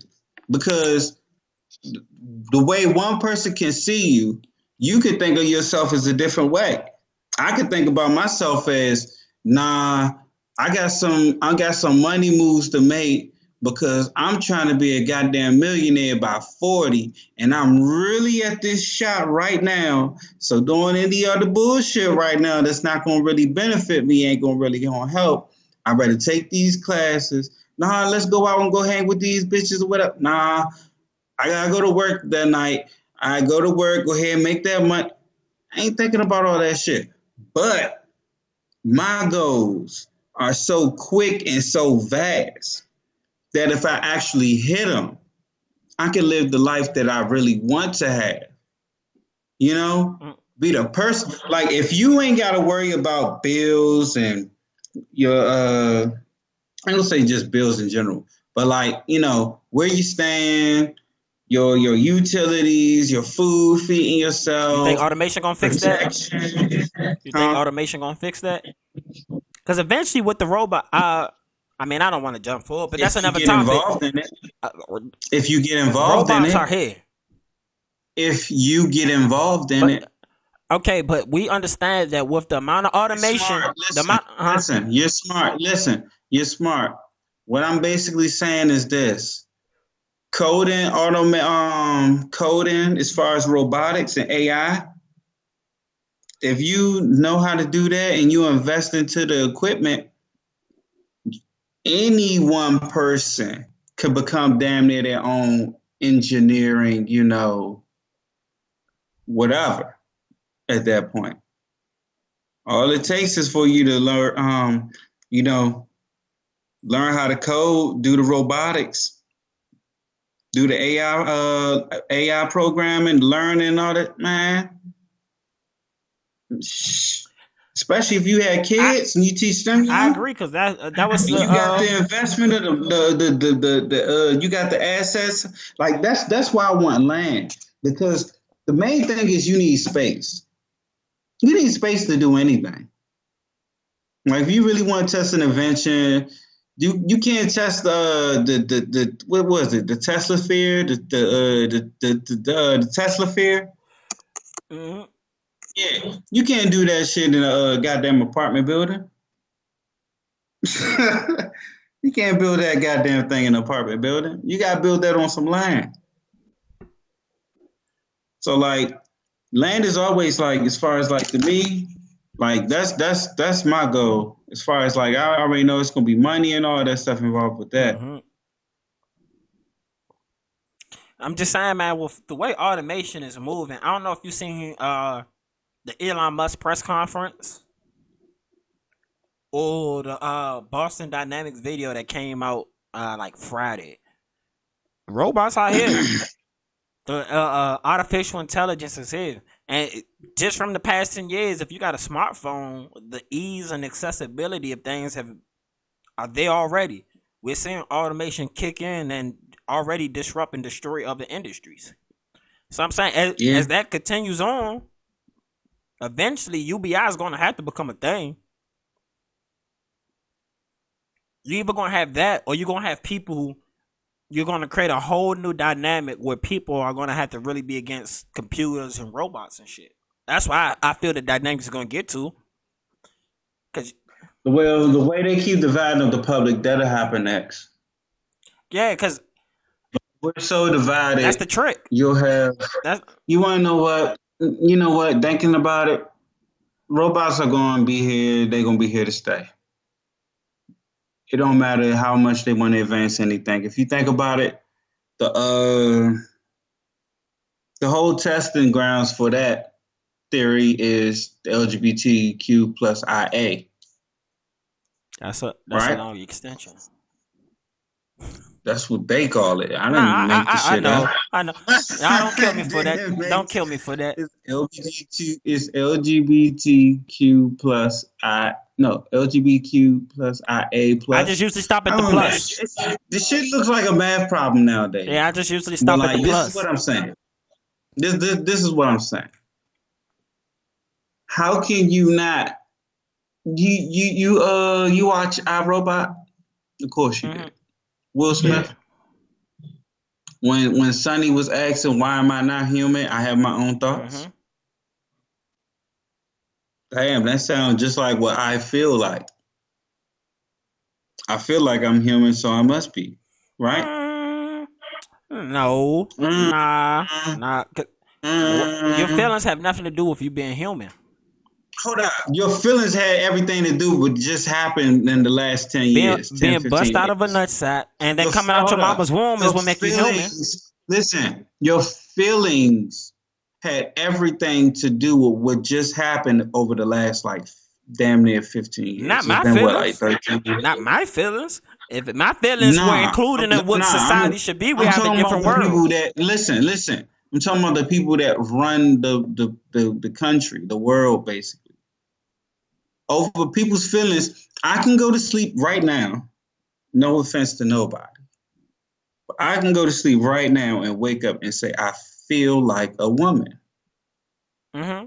You got to accept that at that point, right? If I actually start doing womanish things, I guess for the time being that people see me or whatever, my man. Personally, I would need a conversation. You can't challenge me. I won't challenge you no more, but we would have a conversation. Hold up. What about the transgender woman that got one of the female inmates pregnant in California last week? That was a wild situation. In my opinion, if I had a girl I'm getting in trouble with and I'm committing crimes, that's not cop-out. Because look, I know it's plenty of situations that I'm about to start feeling like a woman. I'm going to keep the wig in my backseat. I'm going to do it. I'm going to keep the whole wig in my backseat just in case I get into a fight with somebody, I whip their ass, I felt like a woman, and he attacked the tranny, and bam. Nah, that's why. I'm gonna get your ass me too. Nah, that's why I think LeBron, if LeBron really and truly wanted to be considered the greatest in the sport, fight somebody, if I get into a fight with a dude that is a tranny and then he try to pull it out, I got my wig too. Like, look, man, it's a protection, man. I'm keeping the wig, man. Right. This shit is fucked up. All right, so I got a quick question for you. The trick question for you. Your feelings is different. I got a trick question than, for you. Than the actualities. Do you think LeBron James would be considered the greatest in basketball if he felt like a woman and went and dominated their game? What? If LeBron woke up and said he felt like a woman and went to go dominate the WNBA for the next 10 years, which would be possible, more than possible, would he truly be the greatest basketball player ever then? I think if LeBron James became a woman and it wouldn't be fair. Was in the WNBA, he'd be the greatest WNBA player ever. Ever. I think he would break all the records, and I think he would actually save the league. I give you that, because people would tune in. People would definitely watch that just to. People would definitely watch. I will watch it. I will watch it just so that all of your equality bullshit, motherfuckers and feminists, because I'm all for female choice. I am not misogynist as far as like I'm not an oppressor to where any woman that I'm dealing with, I want you to be barefoot in the house, butt naked, just waiting for me to visit. Whenever I'm ready to come visit. And everything better be clean and you better be ready to do everything. Nah, I ain't even like that. I want you to have your choices and all that shit. But you can't act like you can go through the same professional field as another athlete and not see the similarities and the differences in these athletes. Just like if you watch the Olympics, the mixed run. Did you see where, I forgot what country it was. Was it Ethiopia? They sent their man to run out against the women, and he put a big ass lead on all of the girls. Nah, I missed it. But when he handed the baton to his girl, and then all the girls handed their baton to the man, they all caught that girl. By the end, they all Simone Biles that girl. They all beat the girl by the end of the race. I mean, not Simone Biles, Sha'Carri Richardson. That kind of happened one time before. I think it was the U.S. women's national team. They played like a college male team. And they played a high school team. And in the high school scrimmage, the males had ended up beating the women. Yeah. It was like, it's nothing against women. The thing is, you have to appreciate women for their women and female counterparts as competition. As soon as you put it up against a male, it's going to be an iffy contest. Because if it's anything strength, I ain't gonna say endurance because they have endurance. You can be a long-winded woman like that. That's not true. I'm arguing with some of them. I'm arguing with some of them. Well, yeah, they'll win an argument. They'll win an argument because eventually we're gonna just be like, it ain't no win in this. Go ahead, you won. Go for it. But if this world stopped and we gotta run over there to grab the last bit of food, you gonna be in last. You're gonna be in last. And it's like, once you were last and I got that food in my hand, you gonna fight me for it? Facts. So while we right here talking about almost like biology is different. While we talking about biology, and I appreciate women for everything they do and can bring for me and all of that stuff. Like they have a purpose, but physical is different. So I want to get your take on what's going on with like Fresh and Fit, since we're speaking on like the differences between men and women. There are people who love to hit that topic about the differences. For people who don't know, a couple months ago, there was some, I guess, DMs leaked from, her name's Anna something. She's Anna Quinn. Anna Quinn. She's a model. Apparently, she also, she didn't show all the messages because there were more messages in between that. I saw the full thread of a conversation. He still comes off a creep no matter the full context But the ending part that she kind of stuck out on him, she egged him into kind of saying that. Like, he let the whole shit go, and she just kept coming back, adding on to the situation. And after he already put his cards on the table, she kept poking the, I ain't gonna say poking the bear. She was offended. And when you offend somebody, you can't determine how they should react. So, Yeah, give me 1 second. I'm gonna go get my charger. All right, that's cool. We can go ahead and take a quick intermission, come back, Mhm. But so with the Fresh and Fit situation, for people who don't know, he sent the messages to the girl Anna. The context of the message was, I won't allow you to come on my show if I'm not fucking, because the women who come on my show, they fucking. And that's kind of a no-no. You can't put somebody in a situation when you're saying the only way you can do this is if you have sex with me. That comes off Harvey Weinsteinish. And even from there, they had another girl, Nina. Damn, I had her name at the tip of my tongue when I was looking at the stuff. So the other girl, Nina, comes on, and she basically accuses Fresh and Fit of trying to use her for sexual content so they can make money on their Patreon account. So that became like strike two. And they had another YouTube duo, Abba and Preach, come onto their show, to which they had a conversation and they talked about differences and stuff they had. But Abba and Preach came back. They came back about 2 months later and did a review to a portion of the conversation they had. And in the context, I guess the guy Myron from Fresh and Fit took it to offense, to which he escalated it. He started talking about I think it's Preach's wife, I believe. He talked about Preach's wife. I don't watch their show. I have seen some of their content since. But also when he was talking about Preach, he was talking about his country of Haiti, which when I saw that context, I said, man, that is bad timing. Haiti just got hit with an earthquake. You should not be talking about Haitians in this moment, because they have all right to be offended in that moment. They're going through some bullshit. And if I had family back home in Haiti and you making comments about Haitian people, that's kind of a dumb statement to make in that moment. Not only that, to be located inside the state of Florida, where the Haitian population is so prevalent, doesn't make sense, because they tend to stick together as a community, and they tend to be prideful about who they are and where they come from and their legacy. So Mike, he's back now, and I was just explaining to the people the whole situation, from the Anna girl to the Nina girl to the Auburn Preach situation with Fresh and Fit. How do you, first of all, Myron helps sell being an alpha male and how to get women. Now that we see the text convos of how he's trying to get women, how does that make you feel about the content they sell? Me personally, like, don't get me wrong, I never been into the PUA, pickup artist type of stuff.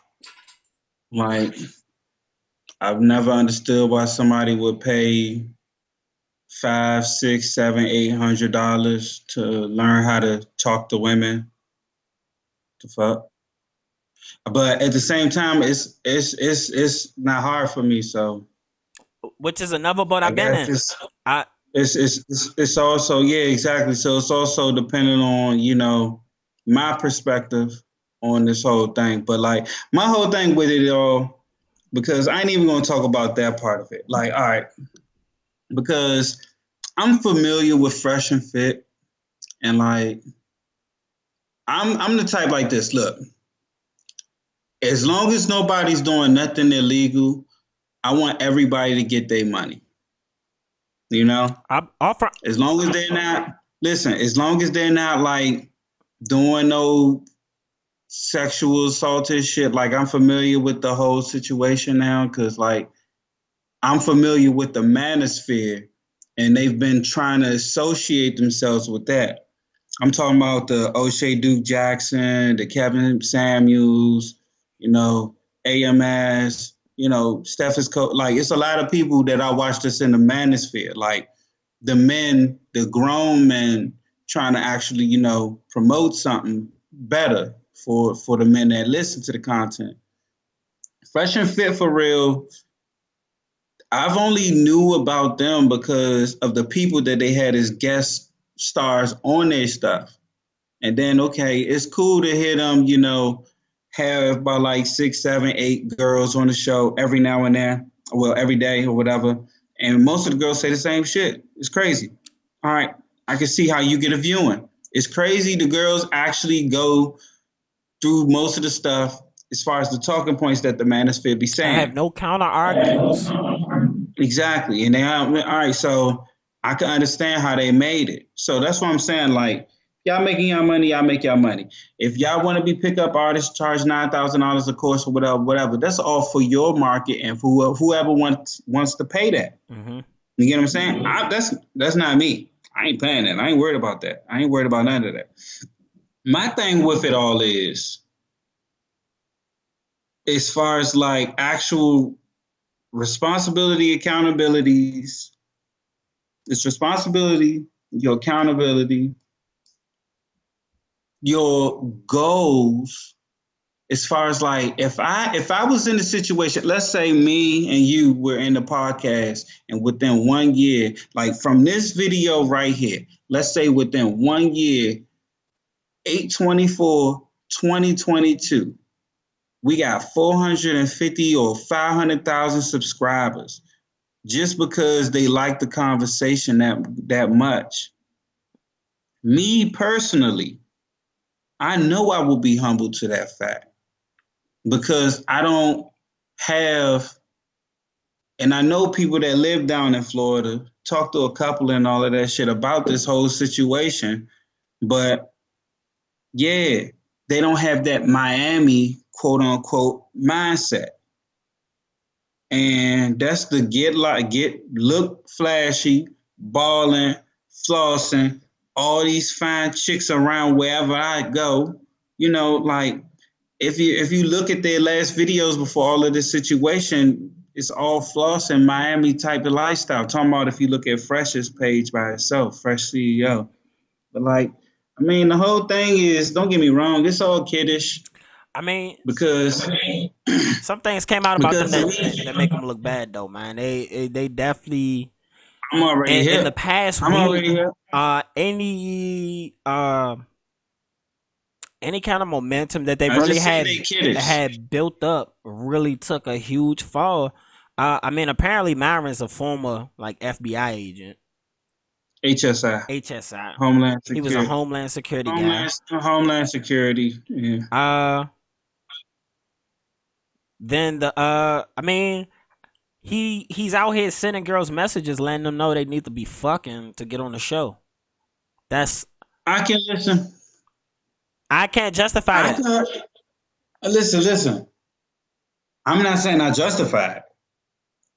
I can understand if, based on, because they had did a little after hours joint last night. You watched their joint? Nah. All right, I had watched their joint. It was after it was done. It was when I had woke up that night. I'm sitting outside with the dogs and shit smoking. So I had listened to the joint. And you know how like you can text somebody and something can seem out of context? As far as like, let's say if I text you and then like we texting back and forth and then you just keep texting me like 3, 4 times. 3, 4, 5 times, and then I finally respond, type stuff. You get what I'm saying? Like you can have I can understand how certain things can be out of context. Me personally, I don't know the intent of either of these two people before they met, during the time that they met. Like, actually, I can only understand how they are saying it. O'Shea did a video on it. O'Shea said he talked to Myron. And don't get me wrong, I'm all with O'Shea. I'm all with O'Shea. Like, the whole shit to me is too creepy. But all I'm saying is, he don't know how to get bitches. All I'm saying is, first off, like O'Shea said in his video, he don't know how to get bitches because when the girl, if you think about it, when the girl texts him something about, yeah, I'm not single, I haven't had a boyfriend or whatever in a while or this or whatever, that. that was his opportunity to go ahead and slide in or like shoot his shot for And real. instead, he said, He "You had need to said something fuck or not come on my like, show." yeah, yeah. He said something like, "Well, I'm not promiscuous and this and that." It's like, bruh, nah. What did he say? Like, I'm not He monogamous or some shit. no. Whatever What the he fuck told he him was said. this. He said, "I know you fucked a lot of people. I know." No. It was the text before that. It was the text before that. Like that was the text that nigga, you got no game having to say that. Like I'm just if you know she done fucked all these people, but you trying to hit, why the hell are you gonna tell her, oh, I already know you done smashed all my homies? Like she not gonna want to smash you now. What the fuck? I done smashed all your homies. Oh, I gotta get you last. The only people that's really out there like that is like straight up horse. Like you gotta actually say all the words, all the letters, horse. but, Like but even in that that's case, the only people. That's the only people that'll be like, oh, I smashed your best friend. Oh, let me give you some pussy too. I'm just saying he came off very Harvey Weinsteinish. It's to me, it wasn't Harvey Weinsteinish because if you look at the show, it literally is the same shit he say on the show. Which when I watch the show, don't get me wrong, I understand. It's a lot of them girls on there that I cannot stand. Them girls be straight birds. I need a man to make $500,000 a year, and he need to be loyal to me. But I said my pussy on OnlyFans. I'm gonna be out here on OnlyFans, like that's what it be. What? But it be like, bitch, what? But also from that context, I give you some, yeah, and you're done. But listen, I've seen episodes of Fresh and Fit, and I've never not once on an episode seen them tell a girl, "Oh, you had to fuck me to be here." See, look. This is my thing with it all. I know you can't run a business like that. There's no goddamn way. Like, and see, this is my thing with it. There's no way you can actually run that business off of, you're going to have to fuck me to get to my station because it's 2021. All of this Me Too shit that's out here, like, that's easy ammunition for a girl to listen. I'm not disagreeing. Instead of her posting it on her IG, if she really felt that was the case, that's what he said. I'm not trying to be platonic. I can pull up the messages. He said platonic. That was the word. Yeah, it wasn't. It was platonic. He's like, I'm not trying to be platonic, meaning I'm not trying to get intimate with you and only be with you type of thing. Like it's going to be a one-on-one type of thing, correct? I mean, I thought that was you not trying to be friends with a person. I'm not trying to be a friend shit. Yeah. No. What I'm saying is, platonic shit. Listen. We both already established the fact that he don't know how to holler at chicks based off of that list of DMs, right? Mm-hmm.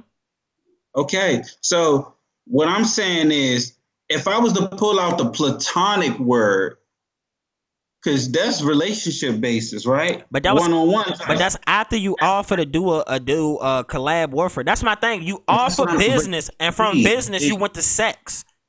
But D, that's what I'm saying. I'm trying to give him the benefit of the doubt. I can't. You get what I'm saying? Listen. Because the whole I don't give a fuck what they do. Don't. First off, let me say it like this. I ain't no fan like that. Like I said, I don't watch a couple of their shows. And like I was about to say, most of the time when he started getting all that loud, that Frank Castle shit, sometimes that shit was justified. Sometimes he was putting girls out just because he just emotional. Mm-hmm. He gets emotional. And that's what I'm basically getting on. We understand. He got plenty of shows now.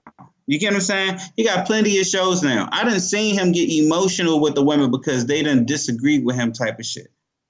So me understanding that's his mindset, for him to drop that word platonic, he probably was actually trying to be boyfriend and girlfriend with this girl.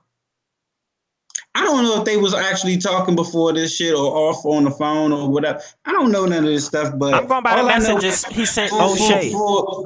And O'Shea did a video on him. In the video, all I know is I seen this shit. All I'm saying is the word platonic to me means relationship. no, that means we're not going to be friends. That means we're going to be fucking. If you tell a girl like, "Oh, let's go get drinks platonically," you let her know we getting drinks just as friends, nothing else. But if you let her know that it's not a platonic situation, that got nothing to do with relationship. That's just letting her know you want fuck. Mm-hmm. I'm just saying, man, for him, for any other fellas out there, never offer business and then bring sex right into the business. You gonna fuck yourself up. You always gonna come out looking bad. It makes you look stupid if you try to take away an opportunity from somebody because they won't have sex with you. That becomes the issue. Look, my main goal is, I already told you, you know, my lifestyle that I prefer. All right. Yeah, I mean that's the polygamy thing. But I mean, before we even get into the next, that's a whole different subject. I wanted to finish up with the first one. That's a whole different show. That's a whole different. What's the Abin Preach situation and how that plays in effect to that? I mean, they disrespected his wife, they disrespected his country, and they agreed they said they want to fight. And when he said he wants to fight, it seems like Fresh is trying to back out now. They're not gonna fight. It don't make sense for Abin Preach to go for that shit. Like, don't get me wrong. It's mainly Preach. Look. He disrespected his home country and his wife. Look. I understand all of that. I mess with Abin Preach. I've been messing with them for shit like 5-6 years now. Like, I've been messing with them. They OGs. They OGs on YouTube. Like, my whole thing with them is, it's like, I understand defending yourself, your wife's honor, your own honor, your country's honor, and all that shit. And like I said, everything I say is only my own opinion. I'm willing to have a conversation. Like Anton Daniels be saying, I could be wrong or whatever. I could be swayed to a different position. Mm-hmm. This is just my position. But all I'm saying is, I wouldn't sweat it, because me, from what I know about Abin Preach, I know Preach used to be a bouncer. He used to do security at certain places. So you've had to remove certain people, meaning get physical. Mm-hmm. Fresh from Fresh and Fit, he ain't that type of dude. He the one who offered the fight. And don't get me wrong, like, I know he done bought that gun. I don't think he got that gun situation just for them. Like, terrible timing. Timing is everything. It was terrible timing to put on the internet, but I think if anything, that situation was probably for that dude that done broke into their studio that night. But that happened after. That's what I'm saying. No, I'm saying he went to go buy the gun before that happened. That's what I'm saying. He already had called both of them and was saying he was looking for Myron type shit. I mean, and then they ended up getting the gun and showing it on the internet. Well, I'm just saying. I would also want to get one of the principles they stand on, though. Listen. At the same time, though, like I've been telling people on the internet, every time I've been, because so many people be like, "Oh my God, he went to go get a gun." I've been like, all you motherfuckers need to go get guns. The hell is wrong with you? Yeah. Criminals will always have guns. Every time they make another gun law, they make it harder for your ass to get a gun. Not no goddamn criminal. They accessible. You fucking stupid. They are you accessible. You fucking stupid as shit. Look, I'm right now it took me like 3 weeks to get my goddamn gun. I'm going through the fucking process. I could have been bought this shit off the street.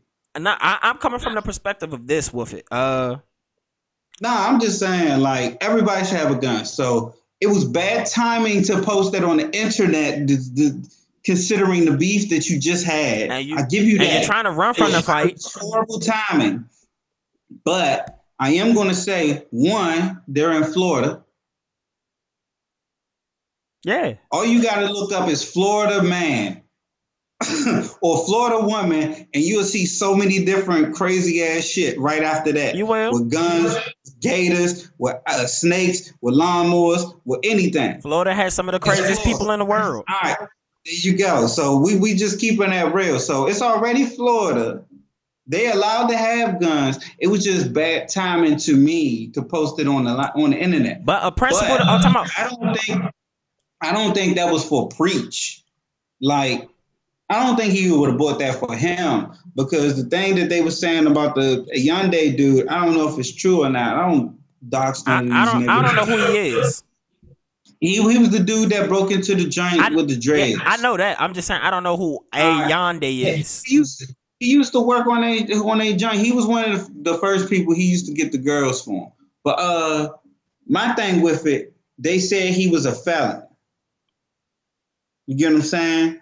Mm-hmm. So if that is true, all I'm saying is, if that is true, remember Myron is supposed to be an agent or ex-agent, former agent, probably still got contacts with agent, all that shit. Just keeping it real. So that's why I'm just trying to use my point of view on the situation as I understand it. If I'm an agent and all this shit, and I know this nigga is an ex-felon, I probably would have told my man, yo, go get you a pistol. I know this nigga done did all this shit, or we going through all this shit, and he done contacted us both off this shit. We can get guns quick as shit in Florida. I understand. Let's go. I understand that point. You understand? It was just bad timing posting that. But I want to come from the perspective of, because I have seen episodes of Fresh and Fit.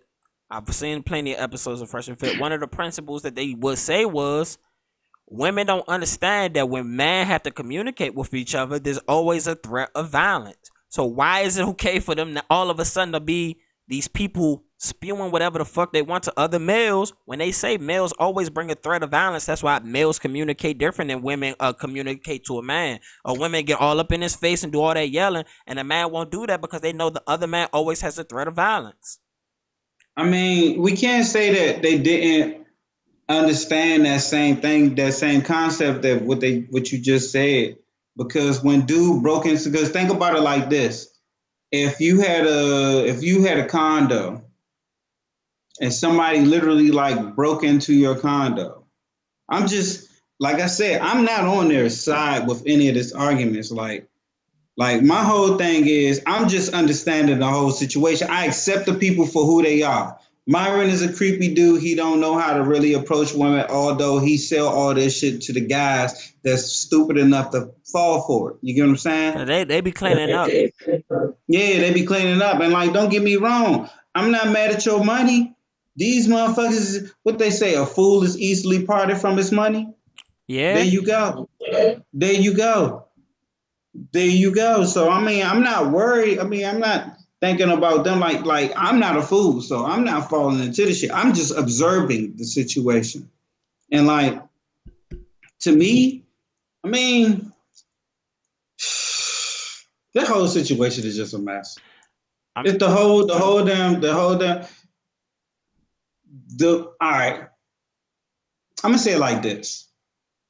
My whole thing that I want people to understand after all of this is, it's not really about who you know, because that's how I got associated with Fresh and Fit. They done associated with a few guys that I was already watching within the quote unquote manosphere. Mm-hmm. Dudes that I still believe are solid guys and haven't showed themselves to be different. But it's not who you know. It's like they've been saying at the end of the day, it's your character, like how you move. Like you can be poor. You can be a poor person. You can be the hardest working person. You can be the most studious person. Like your character, though, as far as like what you would do in certain situations, like if I'm in a situation like how, like my issue with them was like how they started talking when they was talking with Abba and Preach and shit. Like they was talking against Abba and Preach, like Abba and Preach ain't got like 1.4 something million followers. Like, they've been hard. You can't affect their shit. They can affect your shit. Which has happened. You know what I'm saying? Exactly. And see, like, my whole thing with the whole situation is they was talking about how we're bigger than you, our channel's the best, we got the best this, we're growing faster than anybody else, and this and this and this and this. It was always competition talk. And don't get me wrong, I'm all for the competition. But at the same time, you gotta have love for your fellow athletes, your fellow competitors. Because if I don't have, like, I think that's kind of what, like, I think, like, that certain I'm the best only mentality is a downfall for us. Because certain ways. For you to feel the best, you have to accept the fact that other people are great. Right? Yeah. Because if everybody is average, what the fuck meaning is it to be the best? But the whole thing is, it's a whole hierarchy with certain things, right? But in order to become the best, you have to also have the mentality that I have to be better than everybody else. No, you don't. Name a person who's been considered number one who don't believe they're better than other people or work harder than other people. Usually the best people outwork everybody. Listen. It's not so much that you always got to work out everybody. You could have also been more gifted and talented than the people within your generation. Because like I said earlier in this cast, talent and people have gotten bigger and more athletically stronger and faster during the decades, especially since, the 50s and 60s, right? Yeah. The average amount of talent, amount of talent has improved.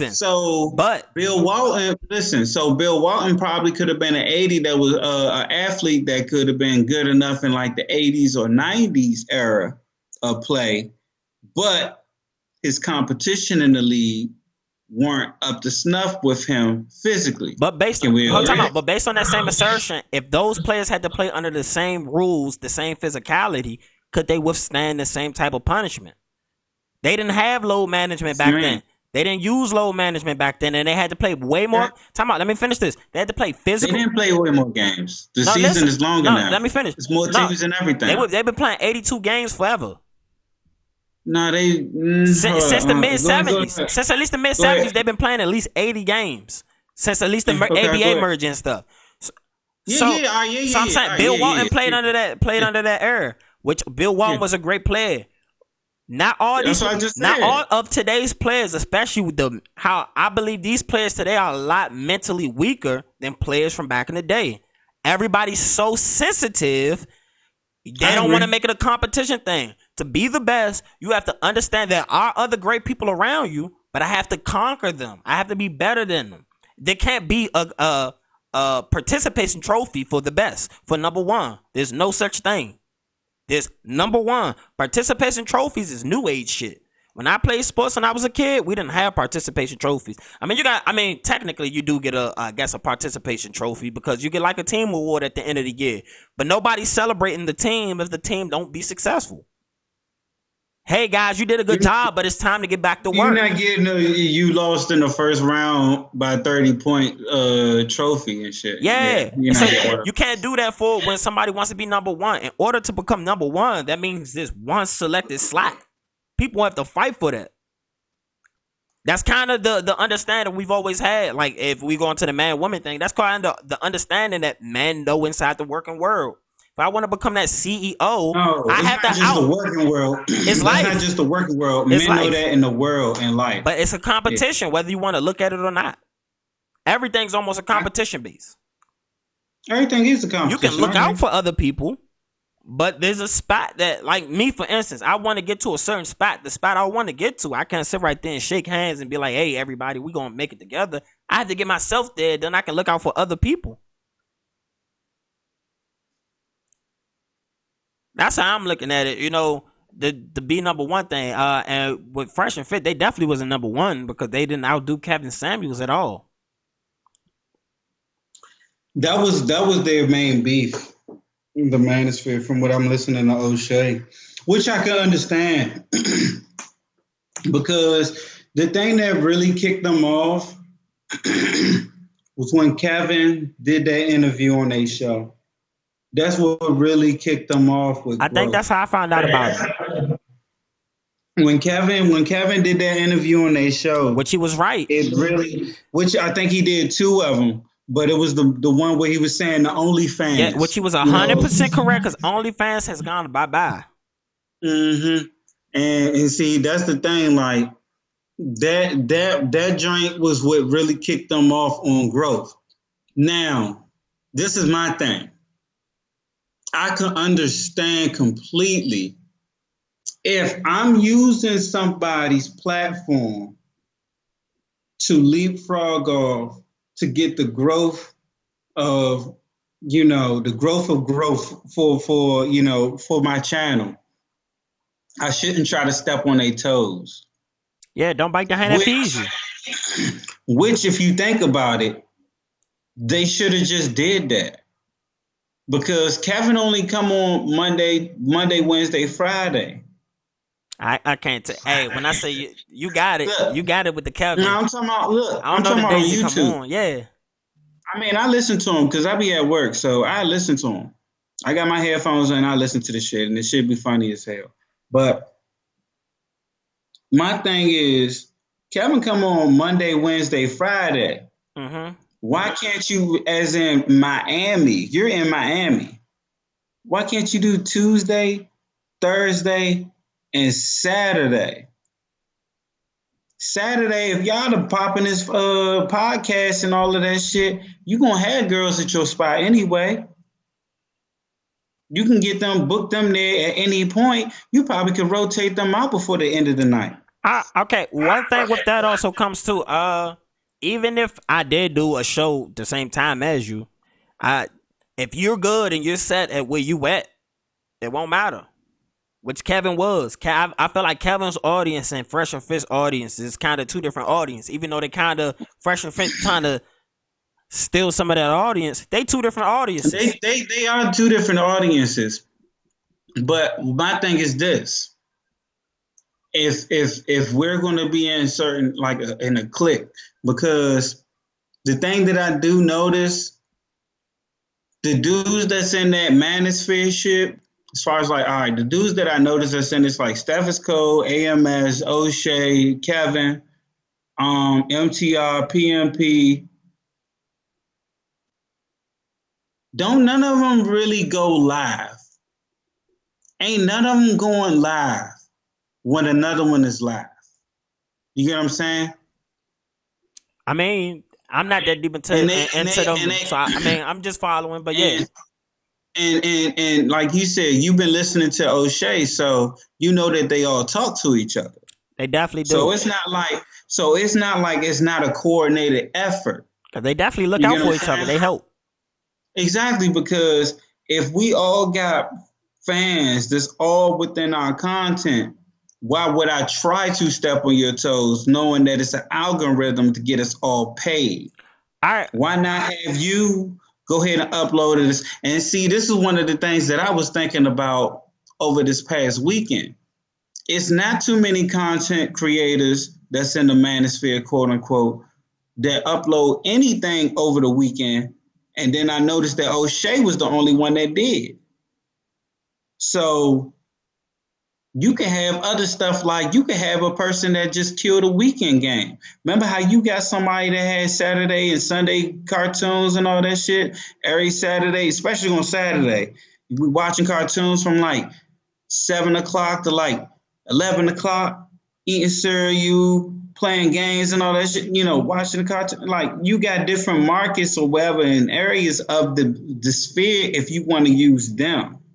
The thing is, they use most of those people and their help and then didn't want to abide by the rules. You get what I'm saying?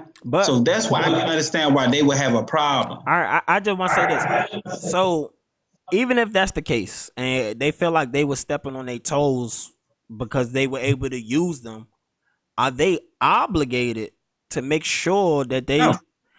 It's also business. How do we know the situation that led Kevin? Did Kevin not think that he wasn't going to gain some of their followers by going on to their show? That's the point of doing collabs, so you can siphon off some of each other's fans. That's the same thing that goes on in music. Not really, because if you knew anything about the Fresh and Fit podcast, like most of them motherfuckers already knew about Kevin Samuels. Like they was like before he went on, because he still is talking points. I got turned on to them right before he got on there. That's when I found out about them, because it was what Donovan Sharp or whatever, and I don't know how I got on his shit. But yeah, that's how I found out that I found out about them right before the Kevin shit. So they were already like talking about his type of talking points and all. Like they were already into that shit, which most of the manosphere do. And see, and that's the thing. Their whole thing is O'Shea and all of them other guys, Obsidian and all them, their whole thing is you can't be associated with that crew. Because the whole thing is, if they associate, like, let's say the Manosphere, because remember, O'Shea done brought a lot of people up in YouTube. He has. All right. So if I'm bringing you up within the Manosphere, right? Yes. But also, you can't bring somebody up. You can't also help somebody and then say, "Oh, they obligated to help me." That's not a good faith help. No. It's not like I'm saying I brought you up, but I'm obligated to help. Like he shot out a lot of content creators, and he had people on his show. That's different than if I bring you as a content creator from that environment onto my show. You get what I'm saying? Like, I suppose I had came up under you, and I'm having one of you on my platform. I'm supposed to be kind of showing allegiance to this group at that point, correct? Yes or no? Yes or no. Where's the no? I mean, if you want to do it solo, just do it solo. All right, for instance, that's like if a school offered me a scholarship, and because I took the scholarship and I'm able to educate myself and go beyond, am I obligated to always come back and do everything for the school? Hold on. You said if a school gives me you a scholarship, and because of that scholarship, I'm able to go get educated, able to get access to new jobs and opportunities and grow from there, am I obligated to come back and be the greatest alumni ever to the school?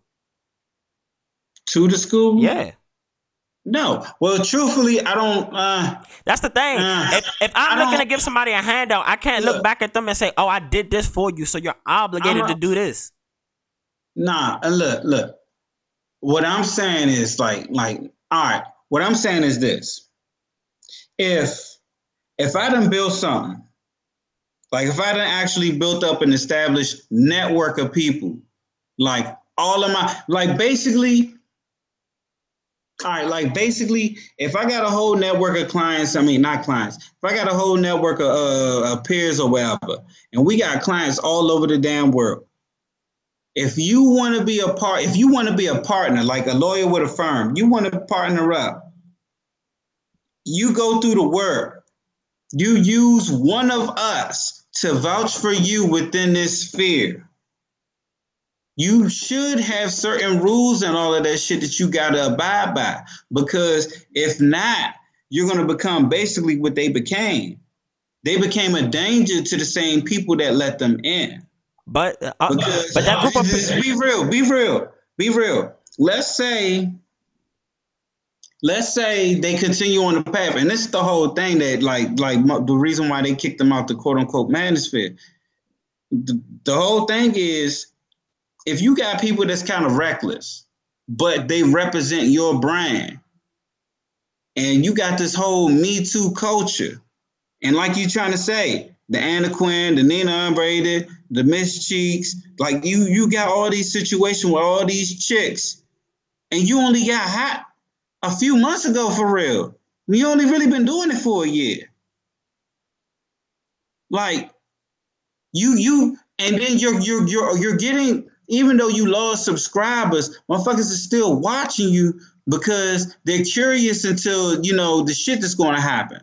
You're basically the hip hop Atlanta of YouTube. You're the hip hop Miami of YouTube right now. Now I would say I would say they're the 6ix9ine of YouTube right now. No. You're the 6ix9ine of desperate YouTube. house.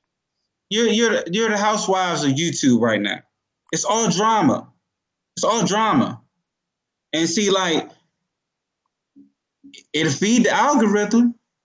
Drama definitely will feed your algorithm. If you out there fighting or whatever, it'll feed it. But to me, it will. Man, I wouldn't, man, you can't have nobody close. Would you, all right, if your company right now, nah, because it'll be beneficial to have the interview. I can't fake it's a media company. But if you owned a company and you hire employees for your company, would you be thinking about hiring them right now? As far as like for salesmen? Yeah. Knowing how they Yeah, but that's a different context than first of all, it would depend on what I'm selling. Cause I can have my demographic that I'm already selling shit to the people who gonna fuck with them after all this shit. That can already be my demographic, so it wouldn't matter to me. That's one thing. But for general businesses, nah, I wouldn't hire them. But in the context of the manosphere, I understand people, they have they click within the manosphere, but they're not the only people. They don't fully control the manosphere. You know what I'm saying? To tell somebody that they can't make content based on male perspective on things is they don't have ownership over that. No. I didn't hear him say you can't make content. Nah, I mean, you saying it's like rules for you to be inside this. What I heard them say is like basically like what O'Shea was saying was they exile as far as like, look, they don't represent us. They not in this clique. Like the other side of the manosphere, because they don't own the whole shit. It's big. It's just basically, it's basically just male talking points. But at the end of the day, you really got to think about it. It's both of these guys look black. They're not. Like as far as like they look like American black men. I wouldn't go that far. Neither one of them look like American black men. I mean, well, you know how we look all different and all this shit. So I'm just saying. But like they're representing us regardless. Because if you was to just pull it up and just look at them, they see two melanated men. Dude name is like Emu, some shit like that. I know he's from Egypt. I mean, now I know specifically he from I think Ethiopia, some shit like that. I don't think it was Egypt. Yeah, he's from Ethiopia and then he from Nigeria. Well, from Ethiopia. He's from the islands. His parents from Ethiopia. I think he's from Connecticut, Myron. And the other one, Bahamas. Yeah, he's from the islands. But my whole thing, like I'm saying, it's like it's a representation of us. So like, if anything was to happen, like worst case scenario with them is that situation with the Anna Quinn lady, talking about how her stress levels and all that shit, and she could possibly lose her baby and all that, even though she did put her business back out there into the public. Herself willingly. You know what I'm saying? She definitely did. And willingly. She poked the bear in that situation. You chose, and it's not even just one video, because she had did another video before they did their question and episode answer. Yeah, because when I first went to go look up like all the fresh and fit shit that was going on, I didn't even know that shit came out like months ago. There was people in, I guess, the white manosphere. Because I would never know about the fucking white manosphere, but they really hated Fresh and Fit for months. There were like people specifically on campaigns. Every video was like Fresh and Fit no. And I was like, dog, I never knew people had this much vitriol for them. It wasn't so much that. It wasn't so much people had vitriol for them. Nah, I'm talking about they got comp videos of them just stealing talking points from like everybody. Them stealing exact phrases from other people. I mean, they definitely. And they charge you $8,000 a day to say it to you. Yeah, because it was one dude that like right before Fresh and Fit had blew up, Myron had tried to pay him to join his class so he can learn from this guy. And dude pulled up the records. He was like, I usually never do anything like this, but yeah, because it's kind of like personal information. Because like he got a questionnaire, he asks people like how many people they fucking and all that. And I mean, yeah, Maverick just seemed like a weird dude. The more I learned about him, he just seemed like somebody that I personally wouldn't associate myself with. And then I mean, the fresh thing, you can't offer nobody a fade and then back out. That ain't like. No, he didn't back out. I never heard him back out directly. From what I heard is they tried to say, oh well, nah, let's make sure. First it was a fight offer. They said Priest accepted, and then they came back and said, well, nah, we need to make money from this. Yeah. That is kind of switching the narrative. And we need to catch a fade. We don't need to monetize it. If this is just me and you, we just need to get our issue off. Now, if you lose in front of the world, you look even worse. Versus if you just get beat up and nobody know behind closed doors. Like you said, some things, when you bring it to the public sphere, you got to deal with it in the public now. They brought the fight shit to the public. Yeah, I agree. Just crazy times that we in, man. But I definitely appreciate you coming through. We've been on here for like 2 hours. You know, it's been a great show. I got some other things we can get into if you got time. I got about another 20 minutes. I guess we're gonna end this off with a light note. So Lil Duval came out and said that he believes grapes are the most underrated fruit. Personally, what's your favorite fruit? Do you think grapes are really considered underrated? Underrated? Well, yeah. Underrated, yeah. Because ain't nobody going, like, if you was to just go into a grocery store thinking about your favorite fruit, you're not thinking of a grape. I usually get grape. I mean, favorite fruit, probably not. I probably, if I'm going to grocery store, especially I'm going to get like some pineapple or something. I think the world's favorite fruit is mangoes. I can see that. I remember I looked it up. I think it was mangoes. The number one fruit in the whole world. But my favorite fruit, I don't know, but I just got some Spanish limes. Hopefully them I don't think I've ever had that. Quinapa, whatever. I don't know how to say it. I definitely want to try it. I don't think I specifically ever had somebody tell me it's a Spanish lime, so I definitely will be interested to see how that's going to taste. Oh, them joints good. Oh yeah, cause you gardening now, man. I'm trying to get like you. You got the little garden going on in the back. You definitely should be growing some fruit. Yeah, that's the first fruit tree I got growing now. But it's gonna be small. I ain't gonna get no fruits from that. Huh? Lime is a fruit. Wouldn't that be more of a? Yeah, I guess that is. Yeah. Technically, a lot of shit is fruits. They just confuse the hell out of us. The whole definition of the seeds is supposed to be inside the quote unquote flower and all of that shit, or the fruit of the plant. Tomatoes got that, so that's a fruit. Yeah, I know tomatoes that was something that I definitely learned that I thought was a vegetable as a youngin'. Then I found out it's a fruit.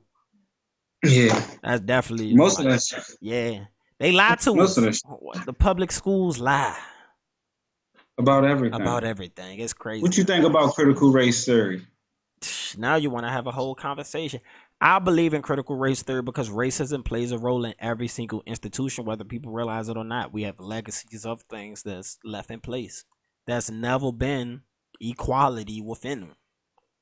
So based on that, racism has played a role in every single institution, every single thing we have within America. Now, do I think racism should be the only thing taught about those situations? No, because through those racist situations, we had perseverance. We had people actually accomplish things and do great shit. We just don't learn about it. That's the whole thing, though. I mean, but I guess that kind of also makes them wanting to teach the critical race theory. They only want to make you look like an oppressed person, and always had a victim card, and always wanted to be in this goddamn victim Olympics. Running around. I need more help. I need more assistance. I mean, we do have our case for the Victim Olympics. That's we have a case for that. Look, man, I talk to you about it off. I mean, we got stolen land. I should be able to have a victim card played because there are people who are native to this You land. just did. You mean us? Majority of black people are probably more native to this land than they are native to the You mainland mean of Africa. us? Let's just say these quote unquote African Americans that got brought over here on imaginary slave ship because none of them got their receipts from Africa. Nah, they actually have actual documentation from slave ships. Majority of people I haven't seen more than 98,000. Nah, I looked it up. No. I understand that. I'm saying, but from that documentation, people aren't going back to look to see if their family actually came off them boats. That's the thing that becomes the tricky part that, you know, we don't learn the most about, or how words come into play, or how words are changed throughout history to fit the picture. Certain things weren't even called words or even used in certain contexts, i.e. slave ships. Hey, can you go get the door for me? I.e. slave ships. The word black has had a change in history. Or free people. Or free white person. Free white person wasn't a designation for white people. American. It was a designation. American meant people of copper-colored skin. That was the original term for American inside the Webster Dictionary.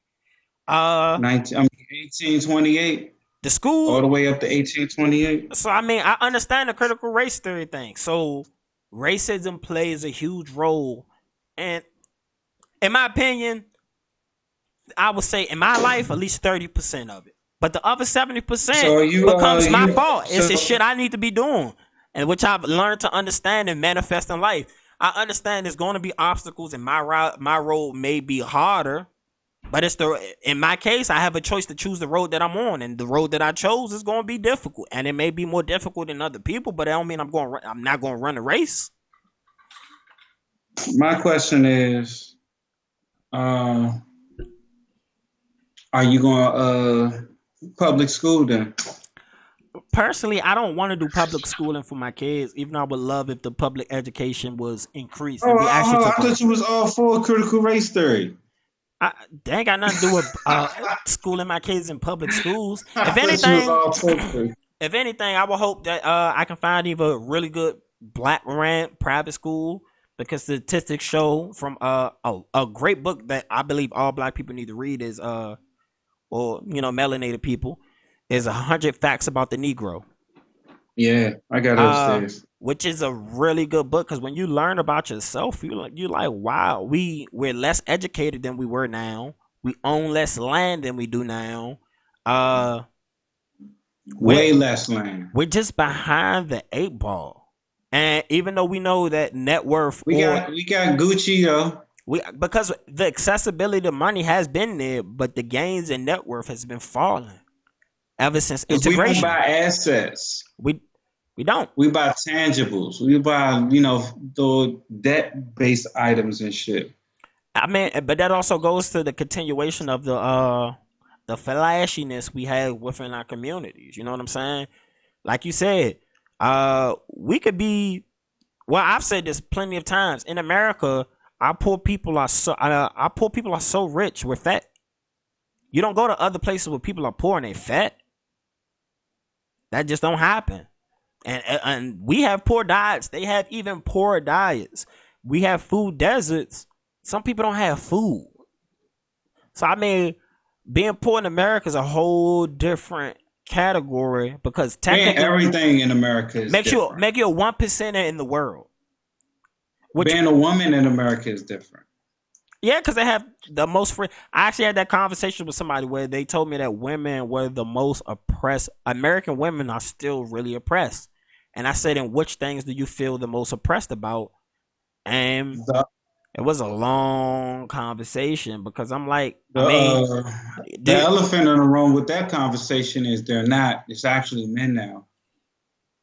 Men are being more oppressed than women. I I still don't even want to look at it from a place of oppression being compared to women, because I've I always mean, known as not. I ain't gonna say oppressed. Then that is the wrong word. as the type of man that I am and the type of man that I've always wanted to become. I can't look for handouts. I can't look for assistance. I have to go get it. We're All not. the people I want to look at are go getters. We're not. That's why the system builds itself against men with our mindset. I was on the lead attorney live the other day, and I kept chatting the joint. The law hates men. Period. At what point in life is the law equal or equivalent to when it's dealing or encountering with a woman? You're breaking up from a divorce. Oh, I'm already thinking about her alimony and her getting the kids and getting the child support. The child support is mandatory. The alimony is just debatable. I mean, Kelly Clarkson just lost on that.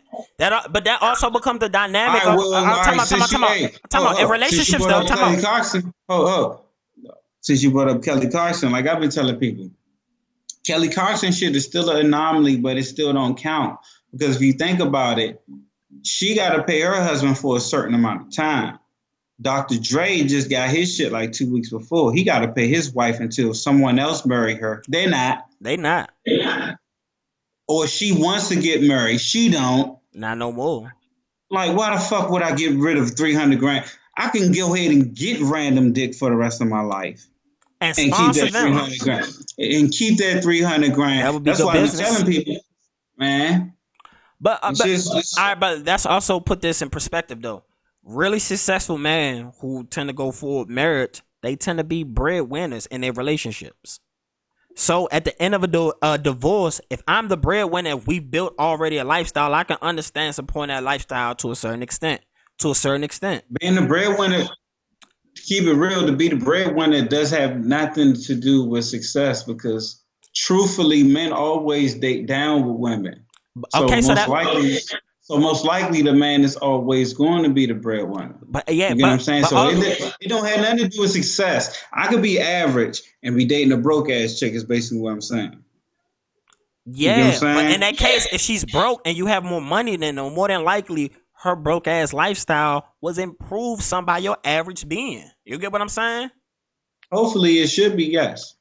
But if the shoe is on the other foot, we also acknowledge most women who have some type of success, they're not dating down in most cases. I ain't gonna say all, but most women, majority of women are not dating down. They're looking for a man either on their level or above their level, which we acknowledge. Mm-hmm. So I'm saying, so I can understand how divorce rates would lean towards women in those cases.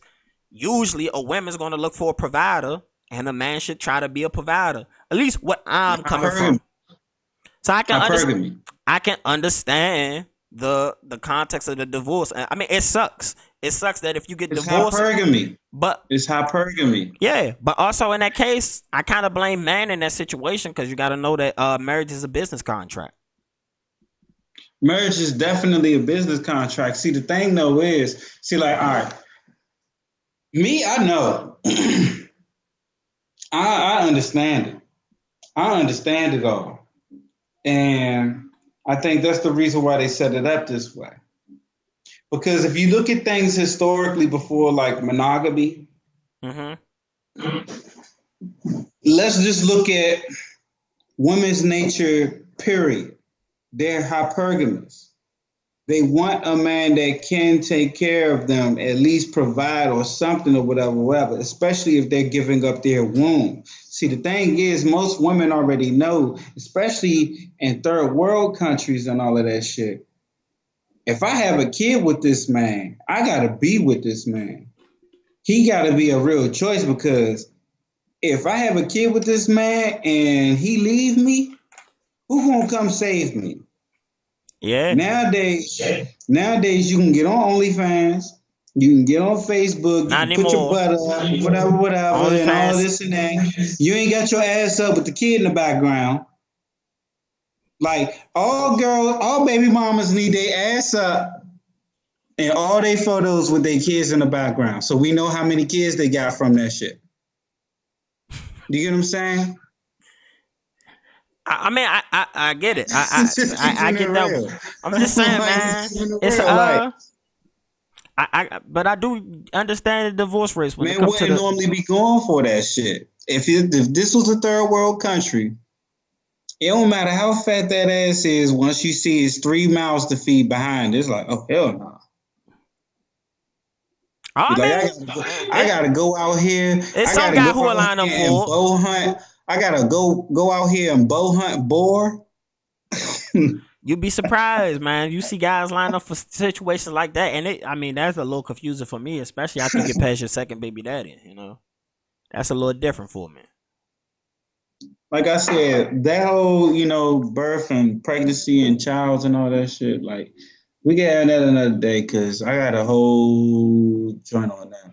And I'm definitely gonna have you back on the show, man. It was a good conversation. I knew it would. We ain't even get to hit the topics because we do as we always do, just get to talking and we get from one thing to another to another. But I definitely appreciate you coming on. I definitely want to have you back on again. I appreciate everybody listening. Shout out to the flossers. Make sure y'all see the promo videos when they're playing. No point in me even getting into it now. Y'all just make sure y'all go support. Hit all the links in the description. I appreciate that. Again, it's CoolBreezeMike. I'm definitely gonna have back on again. Y'all see the conversation is always interesting. Appreciate you coming on. Till next time.